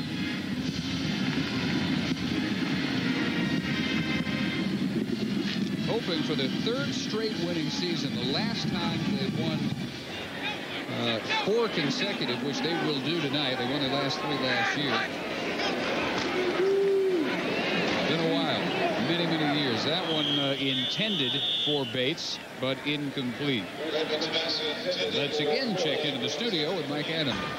Well, in Hawaii, they are ready to kick it off. Boston College in Hawaii, they have kicked off that game underway. Fred Von Appen going for his first collegiate victory at the University of Hawaii. We'll have that game right after you guys are done in Lexington. Gentlemen? Little note for you, Mike and Dave as well. Fred Von Oppen, the head coach of Hawaii, was the assistant coach at the University of Oregon when I was in high school in Eugene. He's the one that recruited me to go to the U of O. So Fred's been around the block. He must not have done a very good job. What exactly was lacking? Otis Floyd with a first down to the 44. Boyd tripped him up. Louisville gunning for 4 consecutive winning seasons. Last time that happened, 1969-72, when Lee Corso was the head man. And the schedule next week and the week after gets very challenging. They're at Penn State and then home to Baylor for their home opener September 14th, then at Michigan State, which was a runaway winner over Purdue this afternoon. Southern Miss on the 28th of September. Now Southern Miss, which before you might have thought of, okay, that's an easy win. But now after the big upset over Georgia, that game looks a lot more formidable. Yeah, they knew next week was tough. But now all 4 of those games look very challenging. Intended receiver pushed down, and the flag flies. It'll be interference on Hiles, the intended target, Montano. They had the hook and go going, and Van Hiles decided just to tackle him because he knew he was beat on the hook route. Why he's got his hands up and acting like, what? Come on, Van. We saw it.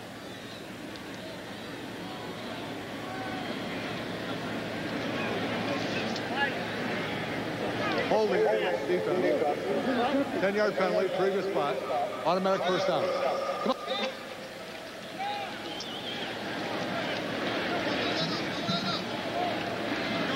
Well, I don't know why he has that surprised look. I mean, that's a whale of an act. We were both sitting there when we watched it. I mean, he literally tackled the young man. Markoff brings it up to the 34. Kentucky without timeouts. 1:46 to play. Cardinals stay through the air. Caught for another first down by Montano. Now, if you're a Kentucky fan, well, you're probably gone. But if you're still here and you're a Kentucky fan, is this rubbing it in? I was just thinking the same thing at this point. The argument that Ron Cooper would give is the point that I had made with regards to giving the youngsters some quality snaps with the first team. You know what? I can't get in the man's head, but I'm thinking that with 1:29 and the clock running, if I'm the coach, I'm content to run it out. Cooper, though, with other ideas and giving Chris Redmond a chance to get his first collegiate completion. Play action. Ready for is Jacobs. Redmond still gets it off. What a play by Redmond. First and goal. Caught on that one. He looked every bit the equal of Couch as the catch is made by Ivan Green. Great deal of poise. Great deal of poise. Mark Jacobs just cannot get him in. Look at this. I mean, he's a dead duck. Jacobs can't get him down, and you're right, at 6'3", 208 pounds. He shows some strength and delivers the ball right on the money despite the duress. Ron Cooper evidently likes what he sees. A great flash from Redmond, who will take over, no questions asked, by no later than next year. Payne, unlike Haskins, the senior, Haskins just a junior. This give to Gordon. He's out of the tackle, and then comes Hiles to seal the deal at the 9, and we're inside the final minute. Cooper, though, like a caged tiger down there, stalking, he hopes, 7 more points. Well, now this is interesting. You saw him earlier. He did not have the headset off. He had the headset off. He was content to let it go. Now suddenly he gets the headset back. You see Bill Curry. He's not very happy with this. I think he feels as if this is a little bit of rubbing it in. This is going to be a big topic after the game in both locker rooms. Second and goal, 8-yard line. Fade pattern, deep corner, and incomplete, intended for Yusuf Ware. Yusuf Ware, 6'6", 205 pounds. Clearly here they're trying to score it. And again, this is a day and age to where the argument is, hey, we play the whole game. I'm reminded of the story of Lou Holtz when he was at William and Mary, and Bobby Bowden was at West Virginia, and West Virginia scored at the end to win like 49-14. Holtz comes out to him and says, hey, what do you think you're doing? What do you how come you did that? And Bobby Bowden turned to him and he said, don't you have a hard enough time? Just coach the one team. You can't coach both. So What's within Bill Curry's control here is to stop the Cardinals. 3rd and goal. Bobble caught by Robert Bates. But a flag is down. Flag down with 16 seconds to go. After a pretty good juggling job by Bates, the Cardinals signaling that it's against Kentucky. Put the 6 on the board, says Ron Cooper.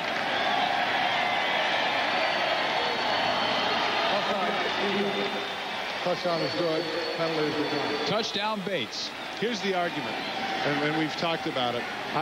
Let me venture an opinion here. I don't like it. I just don't. I don't think there's cause to do that here with 16 seconds left in the game. I know that it gives him an opportunity. That's a tremendous catch on the part of Bates. He gets in the end zone. But you know what? I mean, there's something to be said for sportsmanship. I don't particularly care for this. Backup extra point kicker John Hilbert lines that one through. And the final margin, barring a big return by Kentucky, is going to look pretty overpowering. When you look at the nature of the first 2 games of this series, they were both close. 3-point win last year. They turned it into 38-14 1 year later. But it will definitely be a topic of controversy. Well, this will certainly fall under the heading of no love lost. No. Coming up next, Charlie Steiner, Rodney Gilmore in what is still a scoreless first quarter. BC and Hawaii at Aloha Stadium. So, stay with us on ESPN.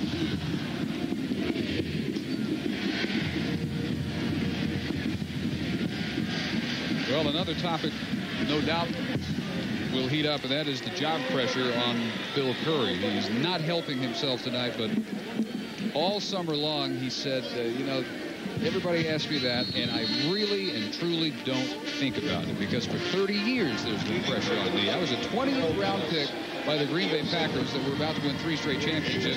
I survived 10 years in the NFL, and I've had Georgia Tech, pressure there, Alabama, obviously pressure there, pressure throughout his 7 years at Kentucky. He just refuses to make it a factor. Akers driving this one very deep, touchback. Interesting point with regards to Bill Curry. He played in the NFL at center, just to show you the difference in today's athlete. He played center at 230 pounds.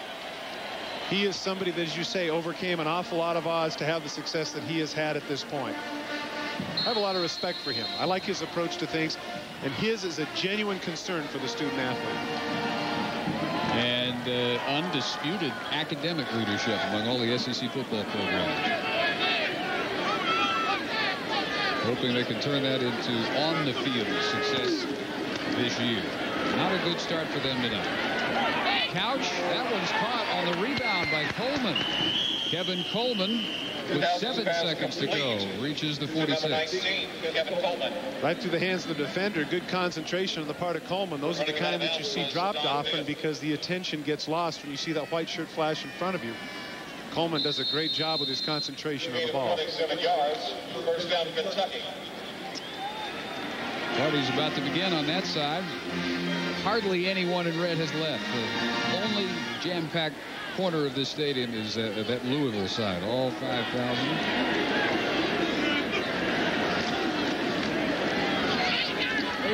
Couch deep and 2 deep for Yeast. And time for one more snap. 3 seconds remaining. He's trying to get in the seam of the zone and then maybe get out of bounds at the 25-yard as opposed to throwing the Hail Mary, which would have to travel some 58 or 60 yards. But he couldn't quite deliver between the defenders. Kentucky getting ready for a trip to Cincinnati next week, and a week off, and back here against Indiana. Then they go to Florida and Alabama. Also a trip later on, close out the season at Tennessee. It's not going to get it much easier at all for Bill Curry and the Wildcats. Louisville, on the other hand, the Nittany Lions. Final play of the game for Couch. Rolls, delivers, caught by Mason, and for the second year in a row, the Governor's Cup belongs to Ron Cooper and the Louisville Cardinals, who win it 38-14. For Todd Christensen and Cam Ward and Mike Adamley, Dave Barnett saying so long from Lexington, Kentucky. Coming up, Boston College and Hawaii.